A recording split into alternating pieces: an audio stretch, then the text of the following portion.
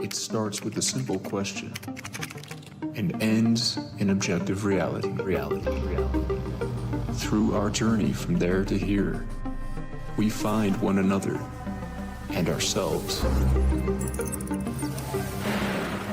And as the next 24 hours breaks free from our last, we gaze onward in reflection of the day. Come to your own conclusions. Stay vigilant. Welcome to the Daily Wrap-Up.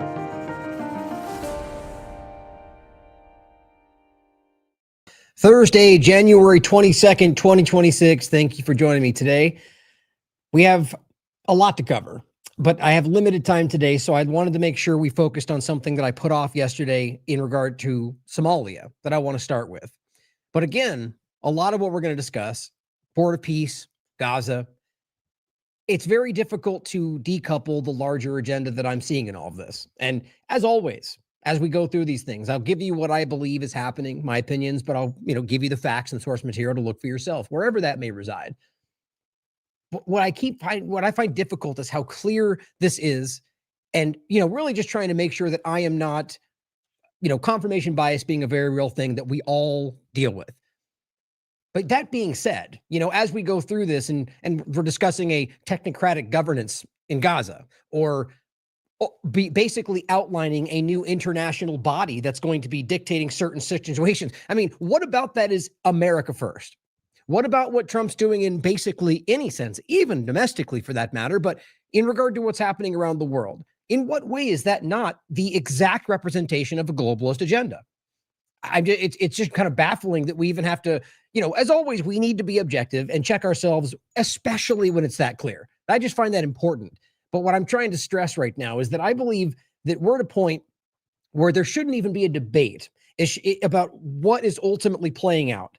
We're watching these people, the Trump's inner circle administration, the people funding that administration, the different groups connected to those people out there in every possible way, outlining how they are transitioning society. And you could even argue, and this is the important thing to hear right now, that this is for the best interest of everybody.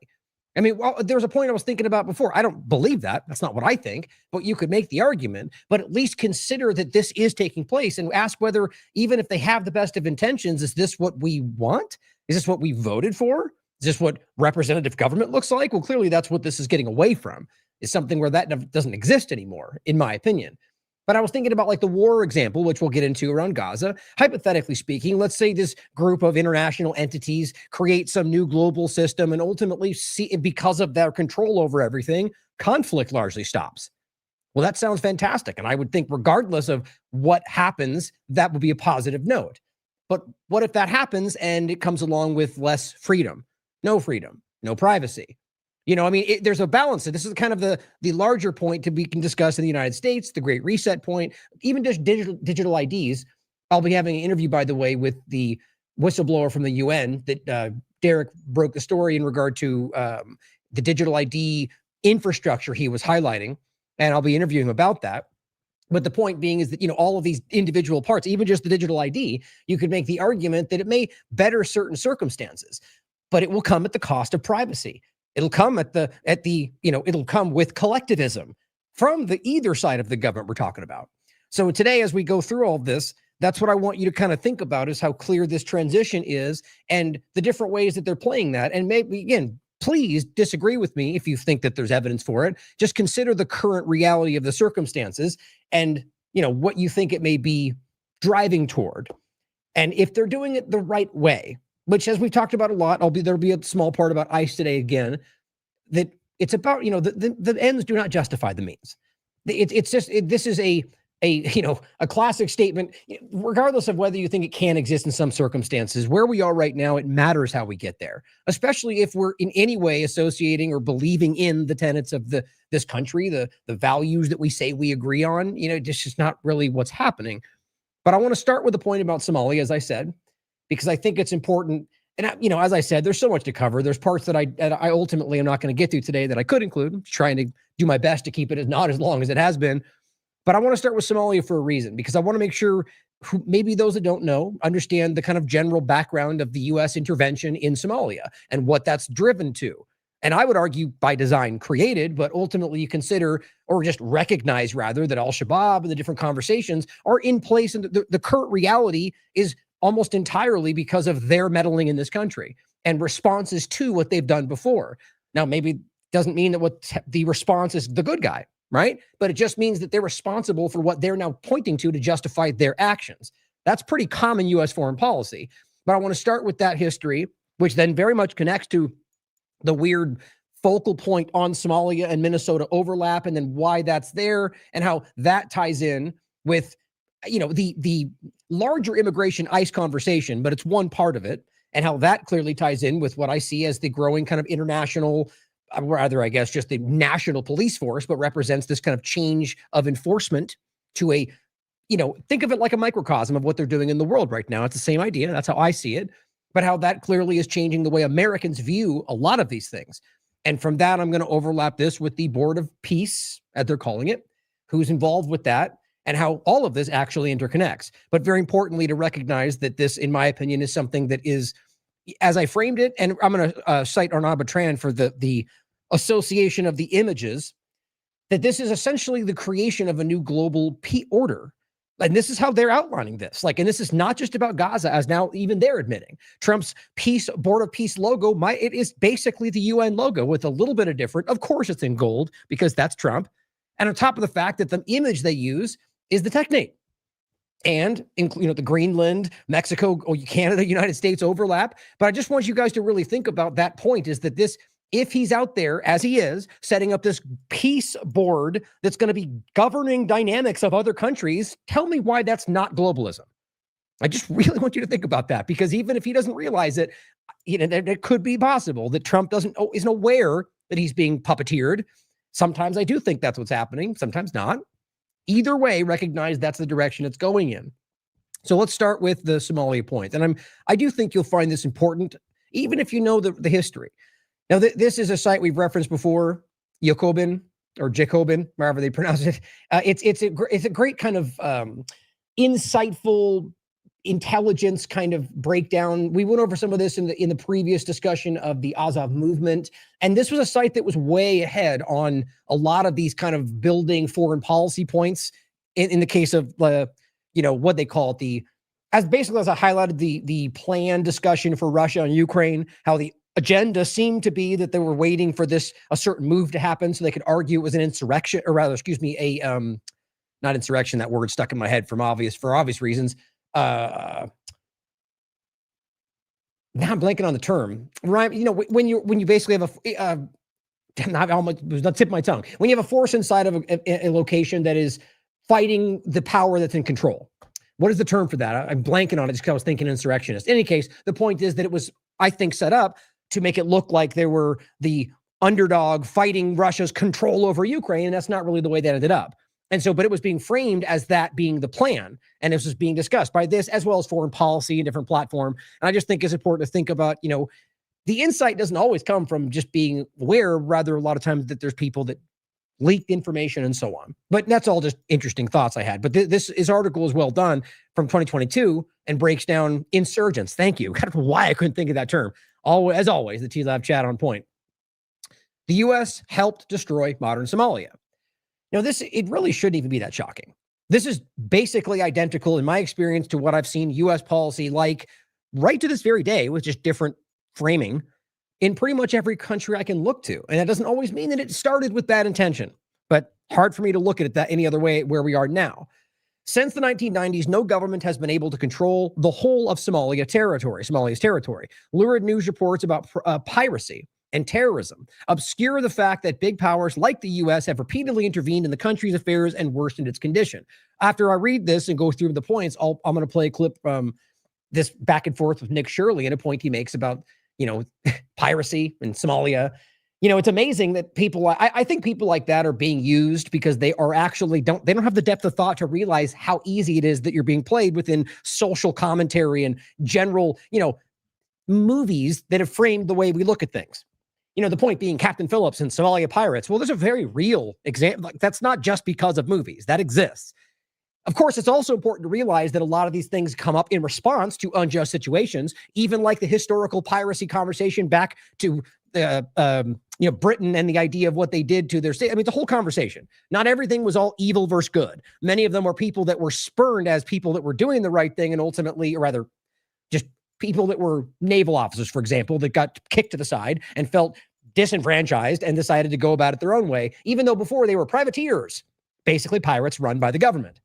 The point is, in this conversation, you could make an argument about why that came up. Not to say that what they're doing is justified or even that everybody doing it's doing it for the right reason, if that even exists, but recognizing that it's not just, oh, Somalians are pirates because they are, I don't know, hate our freedom. I don't even know what their narrative would be around that, but ultimately being that they're just bad because that's what they are. And Nick discussing this as if we all know they're pirates because didn't you see the movie? And that's like the level of journalism from the new media we're getting. But I want you to think about that in regard to their response, but whether or not there's a piracy industry from Somalia in particular, or just wherever else it's coming from, that the reason the country's in the position that it's in is because of destructive foreign policy, and not just the U.S., but they're a major player. Western media coverage has often presented Somalia as the classic example of a failed state, or as they do with any country that they destabilize and point to, like Iran or Venezuela or any of the rest.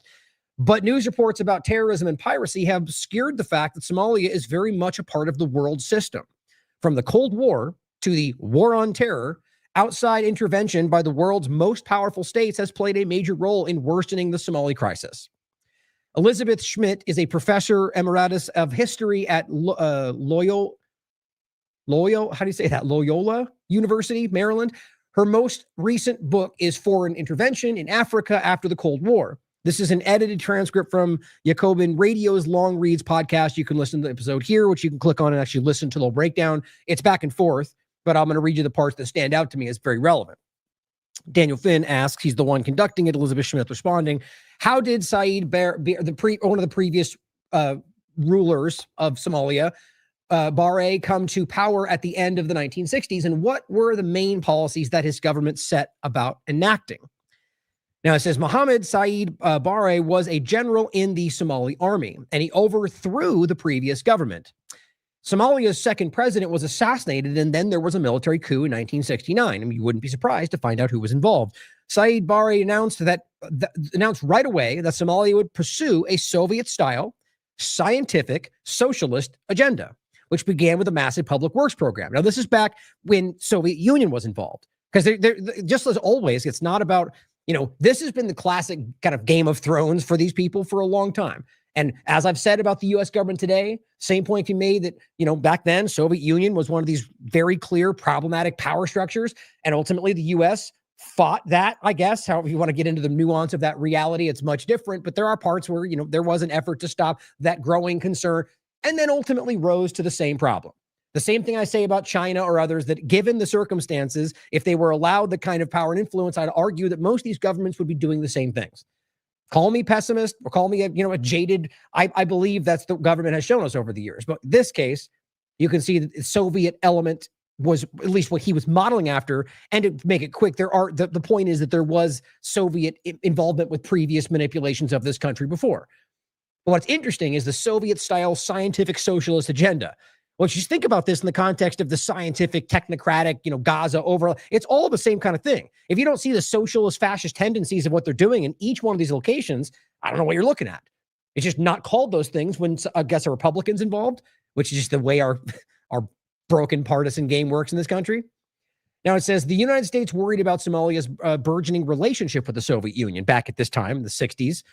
The Ethiopian revolution that took place in 1974, Schmidt continues, overthrew what was essentially a feudal society. Now, this is the overlap of the USSR influenced, what they call the scientific socialist kind of, I guess, in a way, technocracy run or technocratic run government.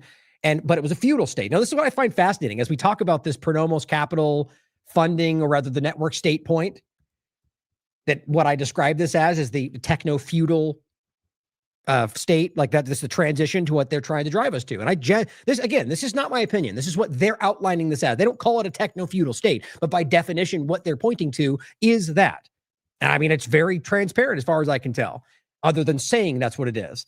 So when they're calling this a feudal state, this scientific socialist idea, it's like, I almost get the sense that this is the same kind of thing they're trying to recreate today, or maybe always have. Now it says the military regime which took power in Ethiopia did not immediately declare itself to be Marxist, but it eventually embraced that label. On a quick weird overlap, by the way, I don't know how many of you have looked into the interesting Bob Marley, and the movie's going around right now, which it brought it back to mind for me. I've always found the interesting point about Rastafarian religion and its connection to the Ethiopian emperor, and who, by the way, was basically a U.S. entity, or rather, at least was very close with the U.S. Was it Salis, or I think it mentions it in here. And that's what the Rastafarian mindset believed was like God incarnate, with a living God returned to earth. I just think that's very interesting to think about, with the way Bob Marley played a role in the conversation at the time. And it's interesting. It's worth looking into if you haven't heard all of that, because it's a fascinating thing to look at and how it all plays together. And same as always, it doesn't necessarily mean that people believe that or knew that, or I mean, if it was something that was sort of a false thing, that they didn't know that, they believed it. It's like anything else. But it's interesting to me that this overlap of the time frame was a huge part of this, and then you have this kind of revolutionary movement.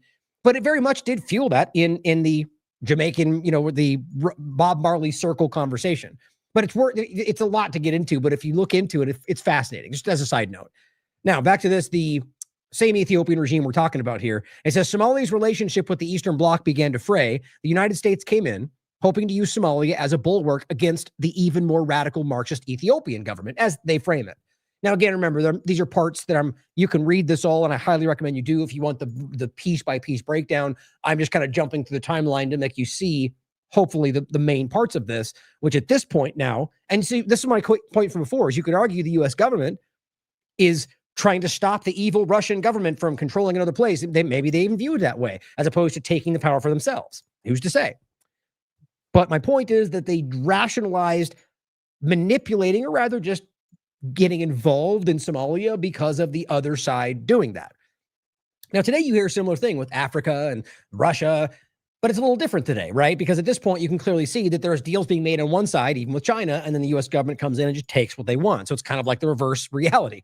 Now, it says Somalia was widely seen as the aggressor nation in regard to what it was dealing with at the time, and Ethiopia. And there was a battle kind of back and forth between them, and argument being that Somalia was seen as the aggressor in regard to Ethiopia. And it says, how did the United States deal with the regime of Barre at the time of the Ugandan War and afterward? Now, it says the United States hoped to use Somalia to thwart Soviet encroachment in the Horn, but it didn't want to be open about its support for Somalia, since most African countries considered Somalia to be the aggressor state that was violating the OAU principles. And so basically supported the group that was not seen as being on the right side. The CIA hired an arms dealer that supplied U.S.-made weapons, and other agencies coordinated the flow of weapons through third-party states. Typical. It wasn't until after the Ogaden conflict was settled in 1978 that the United States began openly supporting Somalia, which it now did with a vengeance. So it already, again, you could even argue they're on the right side of whatever you think that is, but surreptitiously, or rather just secretly, sending in weapons to fund one side. This is very classic policy of many governments in regard to getting what they want in a political sense in certain locations. By the mid-1980s, Somalia was in dire straits. Now realize, this is, whatever the justification was, this is what caused this country to kind of implode, was that it was being fueled from a lot of different countries to create what they wanted in the outcome. So it becomes a chessboard for other entities to have their, proxy war in a way. Somalia was in dire straits. The cost of the Ethiopian war, combined with corruption and mismanagement, had run the economy into the ground. It was in a downward spiral, and this had clearly dissipated the development of achievements of the previous decade, which they argued was a lot, combined with very onerous taxes and stimulated unrest in rural areas. So the question is to ask whether or not the Ethiopian part of this was driven by the forces that were trying to fund one way or the other, right? It's worth considering that. This might not have even been in this position had it not been for the outside forces stoking their interests. This is where Said Barre's general tactics came in. Now remember, this is the guy the U.S. government supports. When his general tactics came in when he was in crisis, he brutally repressed the protests, generated real hatred for his regime. He imprisoned his critics or killed them or drafted them into the Somali army. Doesn't this all sound very similar to what we deal with today? I'm all on the good guy side. That doesn't mean it's not happening everywhere else. It's just interesting to note that the ones framing themselves as the good guys fighting all the bad stuff are working with people doing like exactly that in Ukraine, in Israel, and everywhere else. And it says that, and then collectively punished their clan members. Also very familiar. He encouraged clan rivalry, divide and rule, and his own clan increasingly dominated the regime. Now, this is all historically documented. The point being is they backed the guy who ruled with an iron fist, which shouldn't be that hard to wrap your mind around. In 1989, the clans that had suffered from harassment or discrimination united in their opposition to Barre's rule. There was also another force fighting against his regime, the Islamists. Now, this gets interesting for the relation to today, who had been brutally repressed. These two groups, now, before we even continue, just the term just simply meaning Muslims, right? Or the Islamist groups that were supporting their mindset for the way the country should go, which there's people that disagree, gets framed as terrorism today. And it's just stupidity, guys. It's complete ignorance to not understand what Islam means. Or it must be a Muslim does not, it's just as ignorant and disrespectful, disgusting to say that because you're Jewish, you're one thing, or because you're a Christian, you're a certain thing. It's just not the reality. In this case, as this article will make clear, this group was brutally oppressed by the power supported by the United States, not because they were all terrorists, but because they didn't want them in control or didn't want what they were putting forward. These two groups, the clans that had suffered discrimination and the Islamists, united against the dictatorship, right? So you've got average people living there, so aligning with these Islamist groups because they're all being brutally repressed. Now, Daniel Finn asked, when the central government of Mogadishu collapsed at the beginning of the 1990s, what forms of authority took its place? And how did the people of Somalia experience that period? Now, it says, with Moscow weakening politically and economically, the United States didn't feel like it needed Somalia anymore as a regional policeman in the Horn. It expressed a newfound concern about Barre's human rights abuses. Right, but never, this is always how this goes. Whether you're Saddam Hussein, Osama bin Laden, or whatever else, you are used until they no longer need you. And that's the case with every one of them. They were an ally until they suddenly weren't. And that's whether they were just no longer useful or whether they, in this case, that ultimately they just, as the author's arguing, did not need the location because Soviet Union was dissipating. And so they just said, oh, well, suddenly now we are calling out the things that we allowed you to do, that we funded you to do, that we armed you to do. Obviously, the United States has been well aware, they write, of what Saeed Barre was doing beforehand, but they chose to turn a blind eye because they wanted to use him as a counterweight to the Soviet Union. Sort of like funding the Mujahideen, which, the very clear point that basically split off in many ways to become the Al-Qaeda and ISIS elements that we're talking about in some cases. But my point being is that you can prove, as even Clinton famously said in Congress, that they funded them and then, they're the ones they're now fighting today. Now, you could argue that wasn't by design, but a part of me thinks, especially today, that's 100% by design. But in the past, it could have just been clumsy. I mean, for crying out loud, you make a movie called Charlie Wilson's War that basically frames you as just incompetent. Like, oopsie, we thought we were done. Too bad now it went crazy. Like I always say, they would rather be seen as incompetent than criminal. And it's just, at the end of the day, you're funding the very people that you then point to very not far after as being the justification for further action. Now, it says, now that the Soviet Union was no longer there, the United States began decrying human rights abuses and suspended economic and military aid, both of which they were giving to them because the Soviet Union. Without the massive U.S. support that he had been getting since the 1970s, Barre was an easy target. In January 1991, the warlords and their clan-based militias overthrew the regime, and Somalia essentially collapsed into chaos. So the people they backed, the guy they backed who was repressive, a brutal ruler who they suddenly just dropped, who had no support, the very clans he was oppressing, then rolled in and took over. Just like we saw a very similar thing in Libya, where ultimately they just left it up in the air and all of these roving clans and gangs, some of which supported by the UN, some not, some supported by Turkey, just are still to this day seemingly just causing hate, to some degree causing havoc. At the point, remember, they were selling open slave markets or selling open slaves on open markets. And nobody seemed to care about that. It's because there's an obvious, you can't hide that their responsibility for liberating and then just leaving, and it wasn't really liberating, right? We know what this was about. So it's the same exact idea.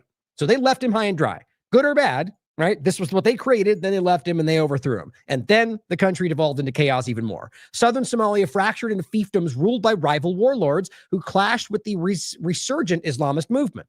Now, at this point, as always, you think they care that there's chaos for these people? No. It's easier to manage and maintain and exploit a place like this. So then after this, you got the Islamist movement that steps up and basically brings it back into control. State institutions disintegrated and non-governmental actors had to provide services to the extent that services were provided at all. It was the Islamist organizations in particular that played a critical role in this regard. They restored law and order to the war zones. They reestablished basic social services like healthcare and education. That was very much welcomed by the Somali population. This is what impact did the U.S.-led intervention have at the period on Somalia. And it says in 1992, the United States launched a multinational military intervention backed by the UN. So at this point, what should we be asking? So the entire reason this has gotten to this point is because of what they were manipulating. Then the guy they backed, who was doing all the terrible things, got overtaken by a bunch of militias, and then they used that very thing to justify another military intervention, or just a military intervention outside of their surreptitious secret actions. And they benefit from this. They still are to this very day. That's 92, by the way. Very much is Israel involved at this point, just not as much as we see today. And it says, it continues to write, when I say multinational, it says, I mean that it was dominated by the United States with a sprinkling of troops from other countries to allow it to claim multinational label, as usual. We've seen this pattern repeated in U.S. policy elsewhere. The mission of the 1992 endeavor was to ensure the delivery of humanitarian relief to the Somali people. The idea was that the disaster in Somalia was going to create instability in the Horn, and that wouldn't be good for anybody. In 1993, another UN mission permitted U.S.-led forces to disarm and arrest Somali warlords and militia members. This was quite different from having armed troops line the road from the airport to allow the relief supplies to get in. But there wasn't a lot of publicity about the change, so many people assumed that it was the same humanitarian mission as it had been the previous year. The United States and the UN favored one warlord over another. Same thing we saw in Libya. While the one they really opposed was a man by the name of Mohammed Farah Aidid. It became their goal to arrest him, disarm him, or kill him. Now, I mean, think about the kind of how inane it is. Like, these are all people involved with the same situation. They decide to go after, I think it's about a power exchange. There's somebody in there they favored, so they go after the person that is a threat to them. That's my read on it. But it says civilians were caught in the crossfire. Surprise, surprise. The group in there saving people from everything are the ones that are causing the very chaos that they point to. And again, that goes back to the very beginning. And many were killed in U.S. airstrikes. So their airstrikes killed civilians because they're indiscriminate as usual. This included clan leaders, religious leaders, intellectuals, and businessmen who were meeting to discuss a UN peace proposal. Like always, to this very day, I shouldn't say always, but it's still continually something you see. Like we're going to talk about in a minute in the show. Bombing of another UN location in Israel under a ceasefire, apparently. They bombed and killed civilians. U.S. airstrikes killed religious leaders, clan leaders, including people and businessmen, intellectuals meeting for a UN peace proposal. My opinion, because they didn't want this to happen. We can see how much they continue to benefit from this.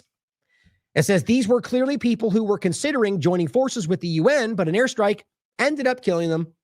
Oh well. These massacres of Somali leaders and civilians caused a tremendous backlash in the Somali population.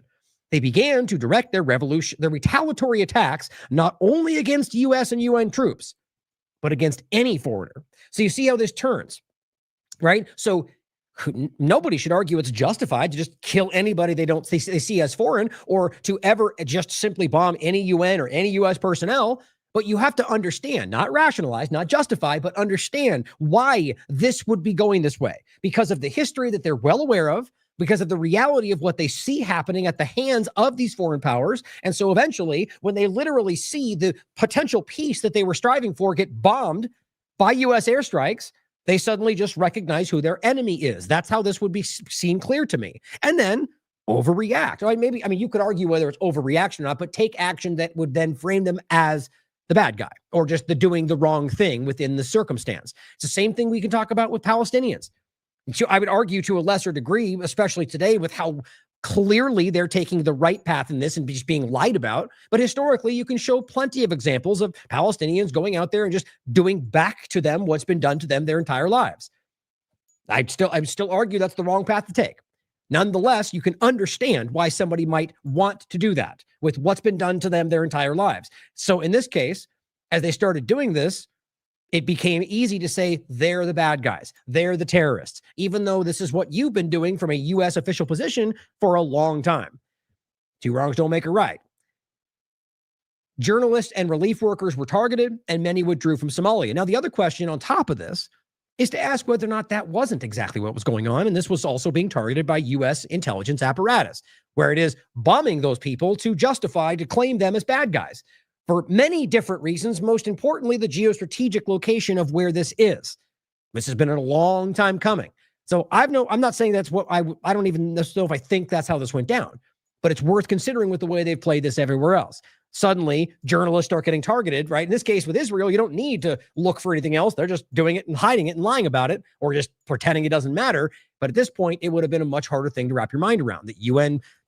One UN person getting attacked, a car being bombed was a huge deal at this point.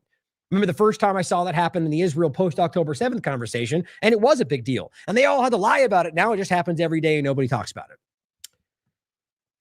Now it says U.S. troops in turn, because of their actions, started to consider most Somali civilians, because that's logical, right, to be a possible threat and treated them accordingly. The relationship between the U.S. troops and Somali civilians was increasingly poor. The climax of these developments came in early October 1993 when U.S. Army Ranger, and Delta Force troops. Now, remember, we just talked about Elon Musk and everyone. Have you heard of Black Hawk Down? Right? Have you seen Captain Phillips? It's the same kind of idea. The way Hollywood wanted you to view the way this went down. Don't we all know what happened? It was terrible.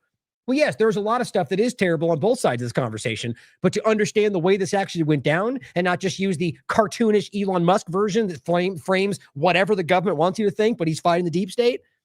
The climax of these developments came in early October when the U.S. Army Rangers and Delta Force troops, hoping to capture or kill Adid, the guy they just arbitrarily decided to pick out of all the people that were doing bad things there, and his top lieutenants, raided some of the known Adid compounds in Mogadishu. Adid's forces shot down two Black Hawk helicopters. Now, let's just even say he's exactly what they framed him as. They're still trying to kill these people. So their response is to stop that from happening. So they shoot down these helicopters, which crashed into children in the crowd below. You could blame both sides for that. As a result, angry crowds attacked the soldiers who had come to rescue the survivors. And these were people that were involved with other operations that were ultimately taken. And it says 18 U.S. soldiers and hundreds of Somali men, women, and children were killed in the violence that followed. That's horrible. Nobody should act like that's okay or justified. The point is U.S. soldiers were killed. And that shouldn't be okay. But why were they there in the first place? Were they fighting for freedom? Were they liberating Somalia? No, they were literally in there to rescue people that were there for illegitimate reasons in the first place. And in general, the U.S. government has been destabilizing this location for its own purposes as far back as I can look in their involvement here. So it's not that they went in there and just murdered them because they're Americans, like this ridiculous framing that Elon Musk is putting out, but rather that there was an ongoing back and forth and this country was being manipulated from outside forces and they went to get people and they got shot down. And the response of what happened when that caused death and the response is what people rushed in and killed these people. And there are some horror stories about what happened there, but it's hard to know what's true and what's not. But it's the same thing. I mean, you want to look into the background of what U.S. troops did in Iraq or any other location. And none of that's okay to me. It's all worthy of criticism, but it shouldn't be some unique, this is what Somalians do, which is what Elon Musk tried to do. It really is just like inherently disgusting. Like there's a better word for it. You're choosing deliberately, as a smart person, somewhat in some circumstances, to frame every person in one area as this way because of a story that's not even the full picture. You don't think he knows that? He may even rationalize it that this is the right thing for the right reasons. We're fighting the Democrats, whatever his broken mindset is, but it's still dishonest to do that. Now it says, following the U.S. withdrawal from Somalia in the 1990s, there was a renewed interest in what was happening in the country after the 9/11 attacks. as the United States launched a so-called war on terror, which are we still pretending we don't know that was a completely manipulated situation, that it wasn't Saudi Arabia and the whole reality of this is built on lies. The entire 9/11 report, like I believe most Americans know this today. It's like the Warren report from JFK. When that came out, most Americans didn't buy it. But at the time, the media framed it like you're crazy if you don't believe this. It's the same thing with all of them. Same with the COVID report. It's always the same reality, guys. I believe most Americans for a long time have not been buying what's going on. But these screaming people in the paradigm convince others that's not true. But it says, as the United States launched a so-called war on terror, how did the new development of U.S. policy affect conditions in Somalia? And what factors lay behind the growth of the group Al-Shabaab, which becomes currently their focal point of why they have to do everything there? In 1994, having stirred up the hornet's nest, with what we just discussed, the United States hastily withdrew its troops from Somalia. See this kind of ebb and flow, where basically in the beginning, you're dumping funds and effort and kind of intelligence operations within this. Then when Soviet Union goes away, you just go, screw it, we're out of here. And then that causes chaos because nobody's there to stop the people who want to take over the guy who was killing all the people unjustly. And then after this, they have this engagement. And then all of a sudden just back, which by the way, in any say, whatever the outcome is, the U.S. troops pulling people away and not actually being occupied, that's always the right outcome for me. Even if that, causes a vacuum, which is not always how this works. That implies that there's nothing else to fill it. In these cases, there are other elements that fill it. It's simply the government power that's there. But arguably, their action is, I think, meant to cause, in my opinion, some level of destabilization. And it says, as we have seen elsewhere in the world, the United States expects to be able to engage with opponents in various conflicts, but it doesn't think that Americans should pay the price with their lives. Now, I'm the last person going to argue that because the government involves itself in an agenda that Americans should have to be there to defend it. But the point that's simply making is that you started all of this, you create this situation, and then you just cut and run. And it says, if too many Americans are dying, then the United States withdraws and thinks about other ways to accomplish its goals.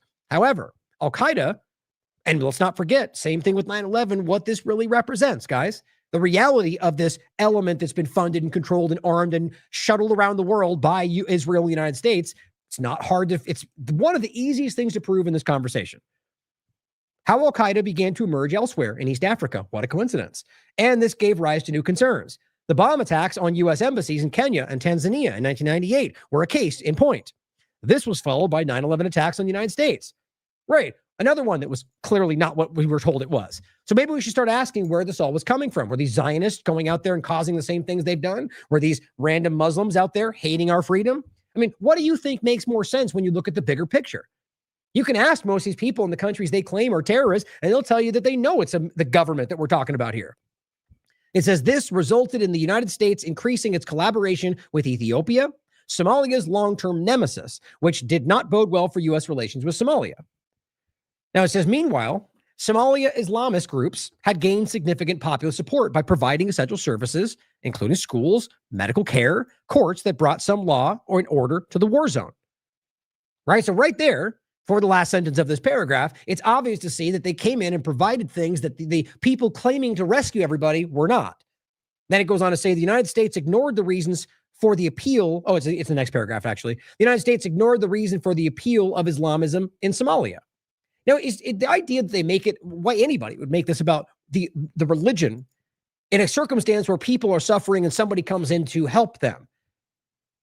Now, clearly, in most cases, groups like this or any government rarely does it for the right reason, just to help people.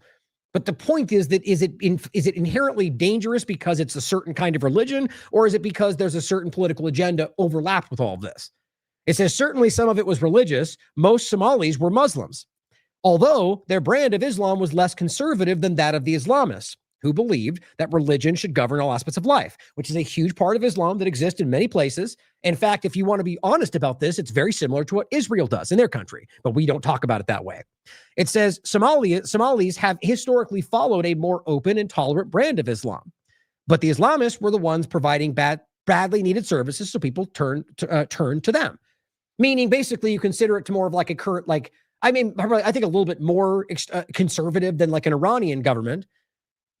Basically arguing there should be sort of in this case, they mentioned Sharia law in this conversation, but that's also very misrepresented in plenty of ways in the world, but ultimately meaning that that's something that they were driving and that Somalis favored them because they were simply there to help. But they themselves did not hold some super conservative religious view on that. So just think about the differences in all of this as they're framed as all pirates because Nick Shirley says so, or whatever the stupidity of this conversation is today. It says the United States viewed all conservative Muslims as terrorists and jihadists because obviously that's intelligent, right? And this is the idea we're getting at, guys, is that is in and of itself an embarrassing thing to say out loud. And it says, which was an erroneous assumption. Very few Islamists supported violent extremism. Now, even just that statement will just be like, that's just not true, even though it's easy to demonstrate all over the world. But certain people with certain agendas, like who we mentioned, will just absolutely, here's one guy who did this one thing. See, we told you, and just make these broad stroke arguments. It says, because of the mistaken perception, the United States decided to collaborate with Ethiopia, if that's what really drove it. I don't think so, and set out on a violent campaign to stamp out Islamism in Somalia. Right. So the people that came to actually help them, to which they actually share a religious perspective, were the ones that you're going to go in and stop from being there because you're fighting for Somalia, because you're fighting for freedom, because you have religious freedom, because you have free speech. I mean, what part of this represents anything that they present that they are? This is about control. This is about what Israel wanted. That's very clear. Now it says it also banded together with Somali warlords. Oh, look at that arc, and imposed a new government on Somalia in 2004. So get this, the Somali warlords that they were fighting against when they backed Barre, who was doing terrible things, were the ones that took over when they took off without caring. Then those warlords took control in certain ways, and they picked Adid as the one they didn't like and went after him, and then ultimately came in and sided with the other warlords, which is what my point was, to impose a government over the Somali people who did not want any of that. This is how their freedom works in the world, guys. We'll get to Gaza. It's the same damn conversation. This corrupt regime was dominated, the one that they're supporting in 2004, dominated by the clan of one warlord, and it marginalized the rival clans, including the ones that controlled Mogadishu. It purged the parliament of opposition members, because that's what democracy looks like, right? Whatever you think it is, whether we should want it, that's what they frame they're doing. They simply are an authoritarian force, taking what they want and killing everybody else and just screaming the word democracy. This new government, which had been imposed by outsiders, only survived with the protection of Ethiopian troops. So now you've got a U.S.-Ethiopian control over this location. It wasn't even able to enter Mogadishu, the capital city. And it had to establish an alternative capital in a much smaller city of Baidoa. 2 years later, in 2006, the United States backed another warlord coalition to counter Islamist power. Think about how completely disjointed this is. So now you're backing an entirely different warlord group after you just basically propped up this other one in control. What do you think that does to the stability, if that even exists, in this country? They don't care about that. It's about the exploitation for what they want. And so they back yet another warlord to counter Islamist power. It also supported an Ethiopian invasion and an occupation that lasted until 2009. Right around the time exactly that they were overthrowing the Honduras government. Now they did it again recently, 2009. The intervention by Ethiopia precipitated a domestic insurgency, which, again, not saying right or wrong, but imagine if a foreign power came and occupied the United States. What do you think Republicans would do? You would arm up and you would fight back, and you would be a freedom-fighting insurgency. You could also call it an intifada. You could also call it a jihad if you really understand the words and aren't completely stupid about what they mean, because they mean the same thing. It is a certain point, but overall, lasted until 2009. The intervention caused domestic insurgency. So now you've got people inside the country who believe they're fighting for their country, their freedom, against an outside force who are fighting back, just as we saw in Iraq. A foreign invasion stoked up an insurgency where none had existed before. You basically create the counterbalance that you claim are the bad guys that weren't even really there before. So this then becomes the Islamist terrorists, that's not what was happening. And that's not even what they really were. In the case of Somalia, the domestic insurgency was led by al-Shabaab, which means the youth. Now today, as we'll get into, this has changed quite a bit, or at least it's evolved. But when this began, it was simply a response to what they were doing. They were called the Youth. It originated as a youth militia that was organized to protect the Islamic courts. Now, the reality being, whatever you think about it, this is what people clearly, and really it looks like because there was no other option at the point in regard to the Islamists that were helping people when the U.S. left them high and dry, This is what largely the society was leaning towards. And it says they wanted to protect the Islamic courts. These were the courts that had brought law and order to the war zones that the U.S. and outside forces created. Now, it says, yes, they were Sharia courts, but no, their practices did not include cutting off hands, which is what many in the West associate with Sharia law. As always, there's different levels of this. It simply means from their religious perspective, ruled by that religious dictate, which again is basically in a lot of ways what's happening in Israel. But it doesn't matter whether we agree with it or not. It matters what the people of this country want. And overall, to be clear about the point here, there is zero indication or even legal pathway for any of this to be happening in the United States. It's an irrational point to get you screeching about whatever they point at. But it says they were courts based on religious principles, the ones they're referencing. And al-Shabaab had been organized to support them, but it wasn't violent at that point. It says it was the foreign invasion and occupation that turned them into a militia that was organized to expel foreign occupiers. But they're the terrorists, sort of like some Soleimani and the different people that were fending off the illegal U.S. invasion were terrorists because they were doing in the legally protected position. You are legally allowed in international law to defend, right? And I mean, literally, as you're being invaded, to defend off an illegal invasion. Or as an occupied territory, the legal right to arm resistance, regardless of the circumstances. Now, it says we always hear about al-Shabaab as being affiliated with al-Qaeda. True enough, it says it is today. And think about what that means when we know what al-Qaeda is as they're pretending to fight any of these things. And it says, true enough, it is today, but it didn't affiliate with al-Qaeda until 2012. So there's half a decade there where they were framing it this way, where ultimately it was not the case. And it says, whereas the invasion had been launched in 2006, for 6 years, it was not affiliated with al-Qaeda, although al-Qaeda proclaimed its support for the insurgency. You see where this goes? So knowing that it is a proxy of these forces, they want to project that. And so your proxy force goes, that's with us. And ultimately, I think by just default, because as it basically lays out here, that they ultimately associated with some level of this. And probably through that became manipulated into what they are today. Sort of like you could make with any number of these examples of them funding the very thing they claim they're fighting. And it says, again, it was the foreign invasion backed by the United States that brought al-Qaeda into Somalia. You could simply argue that means that they did that on purpose, or that they literally brought in their proxy force to create this. Or you could ignore all of that and just recognize that they're responsible for what they're pointing to. Now, it says in 2007, or by 2007, al-Shabaab had taken control of large parts of central and southern Somalia. And this prompted the UN, the African Union, and neighboring countries to intervene so that foreign intervention was only getting stronger. The United States didn't send its own troops, but it worked in the shadows, launching a campaign of low-intensity warfare against al-Shabaab operatives, deploying private contractors, in other words, mercenaries, called terrorists by them when it's somewhere else and someone else doing it, and special forces to train and accompany Somali and African Union troops in combat operations. So now it's a joint multinational thing, sort of like a globalist agenda. This so-called low-intensity warfare, of course, included U.S. airstrikes and drone attacks, killing innocent people, which targeted al-Shabaab leaders. Those leaders were quickly replaced by others. The attacks would cut off the head of the Hydra, but a new head would grow. So they did not take care of the problem. If anything, they kept up the flow of new leaders coming from the grassroots of al-Shabaab. It's the same idea you could make in Palestine or anywhere else, that these people are fighting what they believe is an ideological war against an outside of force occupier, which is pretty obviously the case. And so what you do like that simply drives more people to recognize the need to push back.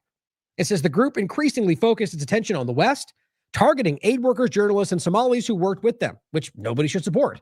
But is that them at this point, or is that the forces that they have created through that to blame them for that action? Both, probably, if you want my honest opinion.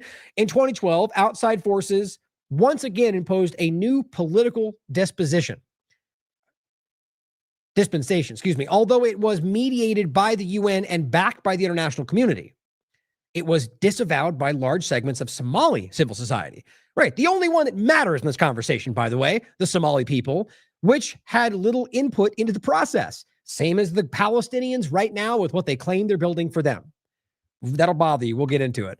It was another case of outsiders trying to determine Somalia's future while not allowing Somalis to speak for themselves about what their grievances were and what kind of post-conflict society they wanted to see. Why? Because they're all terrorists, or as they framed and still continue to. You see how easy this is to make happen when you just simply broad stroke, they're all bad guys because look at what they've done in response to our terrorism to them, but we don't include that part. It says none of the groups from civil society were involved in the negotiations and none of their initiatives were taken seriously. So basically, they built what they wanted there. That's why you have Somaliland. That's why you have Israel bases. It says al-Shabaab was driven from the capital into areas further south, but as it left, it focused on new targets. Instead of targeting the outsiders in the capital, it began to target unprotected so-called soft targets, government offices, schools, hotels, restaurants. What does that start to sound like? It launched attacks across the border into Kenya and other countries that had supplied troops to the African Union intervention forces. The conflict was expanding beyond Somalia rather than diminishing. So even if this is just genuinely what they thought was the best way to go about this, which is certainly possible, what it shows you is that their intervention for peace was what caused this to spin out of control, probably by design. Today, as a result of foreign intervention, al-Shabaab maintains its powerful foothold. Now think about this, guys. How many decades they've been fighting this, and yet right now, nothing. It's the same as pointing to Saudi Arabia or Yemen and showing the very obvious growing section of al-Qaeda that's seemingly right inside where their control area is. How do you not understand what that shows you? And why they would even continue to show you that, I don't know. My point is that you can clearly see that these groups have been allowed to at least, I mean, if they were, like, look at what they just did in other places of the world. Are we of the mind, especially in a place like this, they couldn't just go in there and do whatever they wanted? They were not allowed to, but they could, and they do. But why not here? Why, after all these decades, has the group that they constantly tell you is hurting people and they want to fight back has just continued to grow? Well, maybe it's because once they kind of overlap with the group that they actually created, that's what it became. There was a new president elected, or it goes on to say, al-Shabaab maintains its powerful foothold in Somalia in the absence of any functioning state apparatus.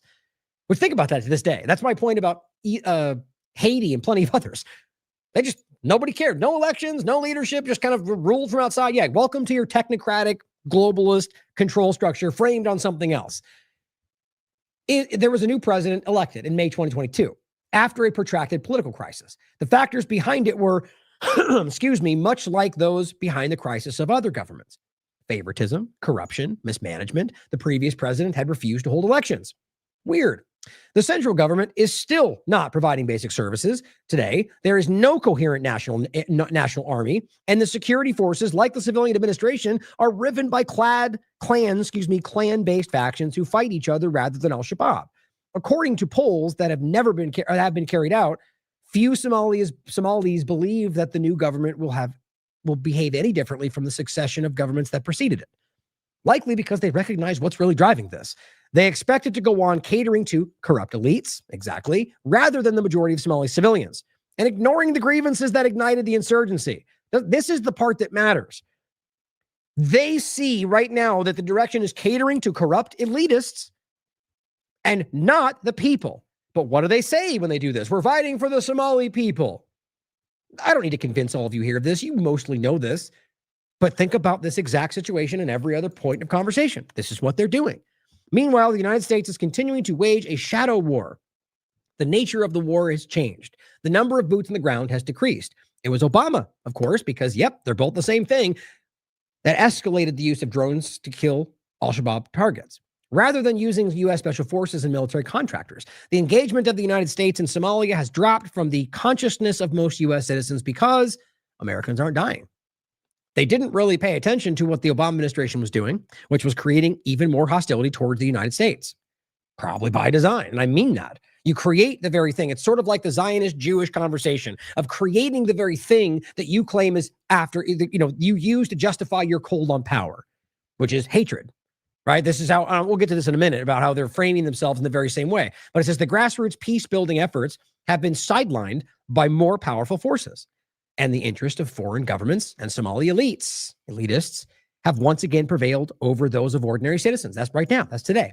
Unfortunately, it appears that the administration of Joe Biden, remember this is 2022, is going to follow in the footsteps of his predecessors, Barack Obama and Donald Trump, by defaulting to the failed military policy of endless war. Same right to this very moment, despite the claims of peace president. Until that stops, Somali citizens will continue to suffer the consequences. And they're right. From 2022 to this very moment, this is only continued in the exact same way. Trump coming into power and not only continuing, in fact, shockingly increasing that exact point. U.S. has bombed Somalia 10 times this year, and this was only as of January 14th. Trump bombed more in Somalia than all the 3 presidents combined before him. I guess that, yeah, down here, this is the peace president, the bomb everyone ticket. That's how it's going. So this overlap of this discussion, which I include, I mean, you could at least consider it. But you could argue that I'm missing something or that I'm over-focusing on the network state agenda. I really don't think so. But I'm going to include it where I think it ties into this because I think this might be driving what's happening right now. At least consider that. Because it's not something that should be dismissed. It is happening. It's real. It's obvious. It's provable. Whether it's the driving force is what I'm trying to figure out. Now, this clip is interesting to me because it's really striking how I mean, look, I'm not trying to be disrespectful or mean. I'm just trying to be honest. This guy does not seem to really be able to articulate or present any of the information that he's trying. It's like he's some nervous, young kid who doesn't really know how to relay what he's saying. Maybe it's just that he's uncomfortable in crowds or speaking in public. I don't know. But even he's in front of Congress or was, and basically going over this discussion. And I think he's getting completely embarrassed. But the crowd on his side are, oh my God, he's completely torn Congress apart. When you understand what I think is actually happening, they're all part of the same manipulation. But as Dylan writes, this video captures exactly why our shared reality is breaking. Andrew, this is this guy who I'm not familiar with the red cap on, hesitates because he knows he lacks context. Nick insists that hesitation itself is a weakness and that any gut reaction should be defended on site. Let me actually play it first and you'll see what it means. I have a different point to make about this, but I'll read you his point as well. Now, this is just to get into the idea of how this conversation is being framed in such a ridiculous, hyperbolic way. What are they known for? Africans? No, Somalians. Well, Say the thing that's on top of your head. Captain Phillips. Yeah, exactly. But I'm also an American who doesn't know any Somalis. Well, Yeah, but why would they just be? First of all, obviously, because they're known for something, because of our propaganda machine. Why wouldn't any intelligent, rational person think that that's obviously what they are? I mean, really? Like, you could make 100 examples of the cartoonish framings we have in media that aren't even really framed as cartoonish. The kind of things that any number of irrational framings about all sorts of things that our Hollywood system pumps out, and that then for means that's what they are. Like, my point is, this seems to be what Nick, as he's speaking, seems to very much think this is just the most logical thing in the world. That is, his driving force of this is that it must be the case because Captain Phillips. actually, I grew up with a few in Seattle, but I'm not like very in tune with the culture. Yeah, and so why is 89% of the fraud happening inside Minnesota? That's not true. We'll get to that in a second. That's from one example from a previous case. That's what he's citing because I guess he's just repeating talking points. By Somalians. Don't be afraid to say, what are Somalians known for? When you know the answer inside your head, but you're too afraid to say it. Well, I just don't know if it's... To be clear, by the way, it's fair to say that that's what they're known for because of our ridiculous propaganda machine. But the idea that the implication is that is the reality, which is what he's really doing, I find insulting. It's in a stereotype, or if it's not... You know what they're known for. You said it. What, Pirates. So you're scared. I'm not scared. I just want to I'd have to go and talk to them. I'm not scared. I don't want to go out and say things about people if I don't know the community. I gotta go to the restaurants. But I gotta go I asked to you the some question, of the dances. what are they known for? And I knew you knew what they were. Because Hollywood promoted Captain Phillips. I mean, what are we known for in Somalia? I don't know. Cheeseburgers? So why? Exactly. That's actually the best point. Is the way people frame Americans are, and guess what? It's framed like that guy. It's framed like the hyperbolic, ridiculous, cartoonishly divided partisan people, even though that's not the majority. And I think that's easy to prove. That's how that works. You see, it's because that's what they want the vision to be. You question your thought. I'm not that smart. So you're asking, how do you gain credibility and trust? Well, you say a fact for a fact. And the fact is that the first thing I think of when I think of Somalia and the fact is, what are Somalians Captain known Phillips. for? Pirating. Well, that's in Somalia. There's no pirates in America. Who's stealing all the money in Minnesota? The same as a pirate. That is piracy. So how do you gain more trust? Well, don't be afraid to say a fact or an opinion. Even when if I know that I'm dumb. Yes. Wow. Now, just to be honest, the way that he's talking, I mean, it's like we're dealing with some young kid who just discovered a story and has it's just all reactional, emotional thoughts and feelings. And that's what's driving a lot of this stuff. But as he writes, it captures why our shared reality is breaking. Andrew hesitates because he knows he lacks context. That matters to an honest person. Nick insists that hesitation itself is a weakness and that any gut reaction should be defended on sight. That's a little bit putting words in his mouth, but I do agree with that kind of what he's doing. The exchange explains a lot about a post-fact world. Remember, Bilderberg literally had I think line number 4, I think, was post-truth world. We all said, oh, they're going to, I argue clearly it was about creating this kind of circumstance. So you never really know. You go with what your side says. As Newt Gingrich famously said, I'm going to go with what people think. That's exactly. Claims get loyalty before they get scrutiny. Very much so today. Confidence substitutes for understanding. And humility gets framed as fear. When people are trained to lock in early and fight forever, learning becomes some sort of betrayal. Very well put. The result is simply a noise that sounds like certainty in a public square where nobody backs off long enough to find out they were wrong. Very well put. Now, on top of that, the classic quote, I think, usually attributed to Arnaud Bertrand, I think, which is that the whole problem with the world is that fools and fanatics are always so certain of themselves and wiser people so full of doubts. It really is something we're thinking about, because it doesn't mean that because the person's so certain that they're necessarily wrong, but typically speaking, people who are so, fools and fanatics who don't actually know what they're talking about are always presenting themselves as absolute. We know it because X, Y, and Z, while somebody who actually might know for sure is questioning themselves because they're objective, because they go, well, I could be missing something, and that can also be done to your detriment, right? But very much what's happening today. I just think that's worth noting how alarming that is. Now, here's Grok. And this is it's just amazing to me that this even has to be done. No, the claim of 89% of fraud happening in Minnesota as being conducted by Somalis is not accurate. In fact, what it is a cherry-picked one example from the Feed Our Future scandal, which I've already discussed. And you know where the majority of the arrests happen with that? Under Biden's administration. And no, I'm not saying Biden good guy, Trump bad. That would be stupid. They're both the same thing in my mind. The reality is that this is and I don't think he knows this, an incorrect statement. This is not a percentage of all fraud statewide. It's about one example, right? It's the 89% figure originates from the Feeding Our Future scandal, a large federal fraud case involving nonprofit, which is real, which I said from the very beginning.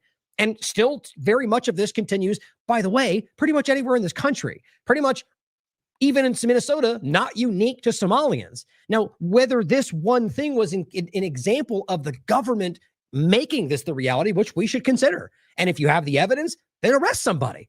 I mean, that's not happening, so maybe we should stop pretending like it's all walls and Ilhan Omar. Maybe. I believe they're crooks like the rest of them, but you want to prove it and arrest them, I'll cheer that on. Not just continue to yell that it's them and then doing nothing about it while blaming all Somalians for one thing. But the point is, indictments began in 2022. I'd love to see any honest Republican team sport player doesn't even... It's an oxymoron in my mind, but plenty of the honest conservatives out there that are calling this out address the fact that this was happening under Biden's administration. Not because it's pro-Biden, but because it's simply the facts. First sentencing occurred in 2024. Now, what's interesting is how many have happened since Donald Trump's been in power in the new administration. Well, these investigations largely began under Biden, which you know. The Department of Justice so far, including Biden's, have charged 98 defendants. 78 of those were done during Biden's administration. 78. No separate massive wave of arrests tallies specific to fraud is cited beyond the ongoing cases. So as of right now, these are carryover from the previous investigation, many of which haven't even actually been arrested. You basically have the continuation of the Biden era investigation here. Now, if you know my opinion, left and right, Trump and Biden are all the same agenda, same thing. This is simply, the question would be, why are they not doing anything? I argue because this was a reflexive look over there moment. They used someone like Nick Shirley to pump a story that was already there, that was already engaged with, that had already been charged for things, to flow this back into the conversation. Maybe because Minnesota is important for an election conversation. Maybe because there's more to be done there that we don't know about. But doesn't this matter to people? That people like this are out there completely misrepresenting what's going on? It should. Now, this is interesting on top of all of that. The minibus, which I just hate the term. It's like the omnibus, but I guess they're now doing these smaller versions of it. It's all an extension of the same ploy. Oh my God, the government's going to shut down. Good, shut it down. But in this new minibus discussion, Senator Paul just read the minibus Congress plan to pass this year, which, by the way, is supported by pretty much every Republican. An unbelievable over $5 billion is going towards refugee welfare programs. Well, that's confusing, right? I'm going to fight like hell, he says, to get this removed. In the meantime, call your senators, tell them to vote no. Put an end to the refugee ripoff. Right. So whatever you think about it, it's clear that there has been an overlap here of refugees as well as other people ripping off the government, fraud and otherwise, and your government doing it to you too, by the way. But yes, it overlaps with refugees in a very clear way. Now, that's what the government here has been telling you about Somalia. And I'm telling you, it's all Democrats, and then they vote for this. Here's what Massey had to say. And this is the same post. A new minibus just dropped. Guess what's buried inside? 5 million for refugees. Well, Massey says, and when we vote against this containing that money, some will say, why aren't you supporting the president? See how that works? These are the same people out there telling you that Democrats are ripping everybody off. When these people, both sides, by the way, are supporting this money going, now look, you could also argue that because sometimes there are programs that help people and aren't illegitimate. But the whole argument is America first. And the argument within that is that they're arguing that none of that should be happening. Now, you can disagree. People have different opinions. But at the end of the day, what I'm trying to highlight is the hypocritical stance of the people driving this clearly hyperbolic argument and then not even concerning themselves when their side, in part, supports the same thing. That's ridiculous, guys. It's a cartoon. Now, here is Thomas Massey just highlighting what Trump said about him. And I just think this continues to be entertaining because of how jarring this must be for people who are not ridiculous, who maybe support Trump, but are smart enough to be able to recognize that Massey is not some hardcore Democrat. He is far more in line with Republican values and voting stances than anybody on the American First side. And I don't support any of them at the end of the day. I think they're all politicians that should be questioned. But if there's anybody that I'm going to continue to maybe think about supporting, it's somebody consistently standing by what they say they're going to do and having principles. And that's Massey so far more than anybody. Reconciliation plan. Do you want that? I'd like to see it. It's hard when you have a majority by 3. You know, it's hard because you have a guy like this loser, Massey. He's a real loser. And you Trump looks tired. have other guys that just automatically vote. No, Rand Paul. I always got along well with Rand Paul, but he's always, no vote. Right. Oh, how dare they not vote with what I want them to? How dare they? That's literally a loyalty test. You either do what I want or you're not on my team. What if they don't agree with you, Trump? What if they don't believe? What if their own constituents, which is what we pretend this is all about, right, Trump? Don't forget that. What if their constituents go, I don't want that from you, Rand Paul? Isn't he supposed to embody their will, right? I mean, guys, all of these very clear, like they're not even trying to demonstrate or pretend that we are what we've always pretended. They're done with that. I mean, it's right on the surface of this. And that's my point about these small kind of nudging transition moments where you're simply just arguing that you are either on our side or you're on the other side. And this is the same. This is George Bush. You're with us or you're against us. It's the same kind of tactic. It's also just kind of embarrassing seeing as how Massey is fighting for all the things that Republicans said that they wanted. Other guys that just automatically vote. No, Rand Paul. I always got along well with Rand Paul, but he's always, no vote. Someday you're going to have to explain it. Some psychiatrist ought to go see him. Yeah, someday you have to explain to me why somebody votes not in line with their political interests, And I shouldn't even say it like that because I'm not going to say I know for sure that Rand or any of the rest are fighting, are doing it because they believe in it. I'd like to believe that. But simply framing it as if they don't do what I think they should, then someone explain to me how that makes sense. Really? It's wild, guys. It's worthy of ridicule, as I'll often point out. And then Massey just simply says today, he said, I need to see a psychiatrist. When Trump extended free rent to me, he means in his head, I never thought I'd be in Switzerland, but here we are. Now, and here's the bill, by the way, that they're discussing. There's plenty. You can check it out for yourself. I'm sure it'll evolve as we go forward. Now, getting into the overlap of the ICE conversation, which is very relevant to me, seeing as how what we're kind of highlighting is these transitional moments, the change of enforcement, and really the coming home moment of what we've been seeing our government do all over the world, our entire lives. These are some important points that you need to see around ICE that you might not have seen. Now, this is new, and it's being lied about already by the DHS, and it's clearly unconstitutional.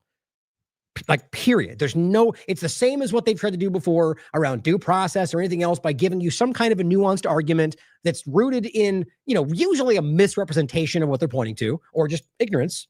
I genuinely think half the people don't even know what they're talking about. Immigration officers claim sweeping power to enter homes without judge's warrant. This is real, and they're defending this. Oh, that's right.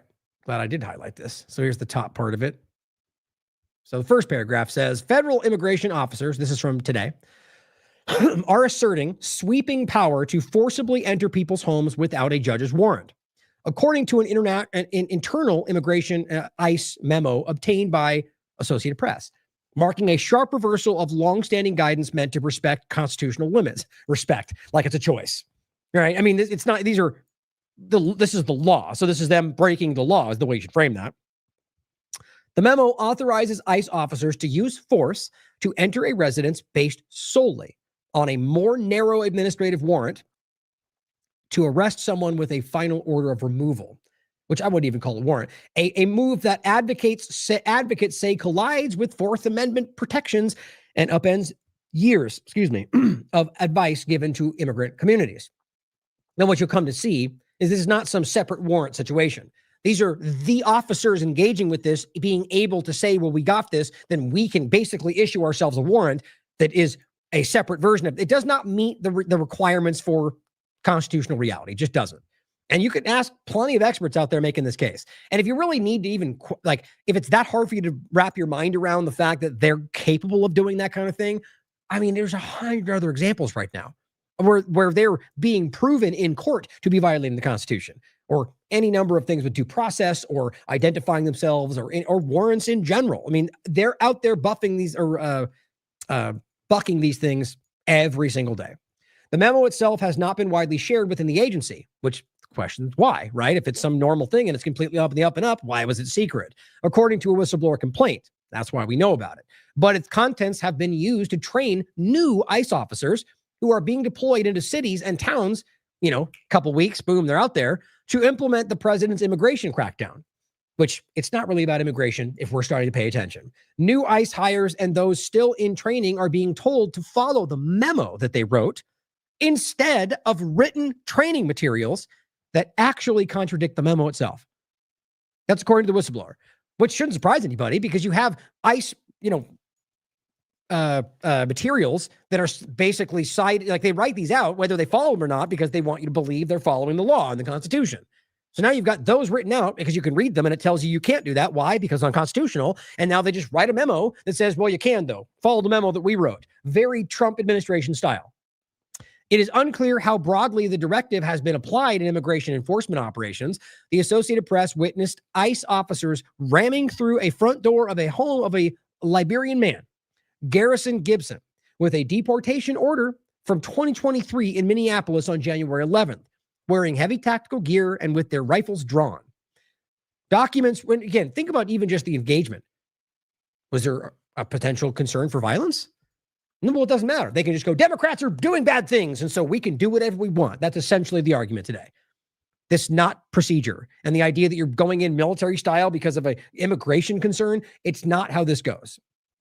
Documents reviewed by the AP revealed that the agents had only had an administrative warrant, meaning there was no judge. That's the point of it being a warrant, who authorized the raid on the private property. So what they're doing here is creating this overlap where they say, well, we have a right to get that guy. Well, that's always been the case. They've never had a right to say, but if he's in this private residence, that we can burst through that door regardless of who owns the home. That's still not the case. Never been the case. This is the same way. What they're doing is finding a way to make it logically seem like it's acceptable to circumvent your rights. If what Republicans have been telling me my whole life is true, which it is, there is no but this or asterisk except when this happens. Shall not be infringed, right, guys? Apparently not. We'll get to the case of Gunther Eagleman here calling liberals who have guns out in front of their homes to be arrested.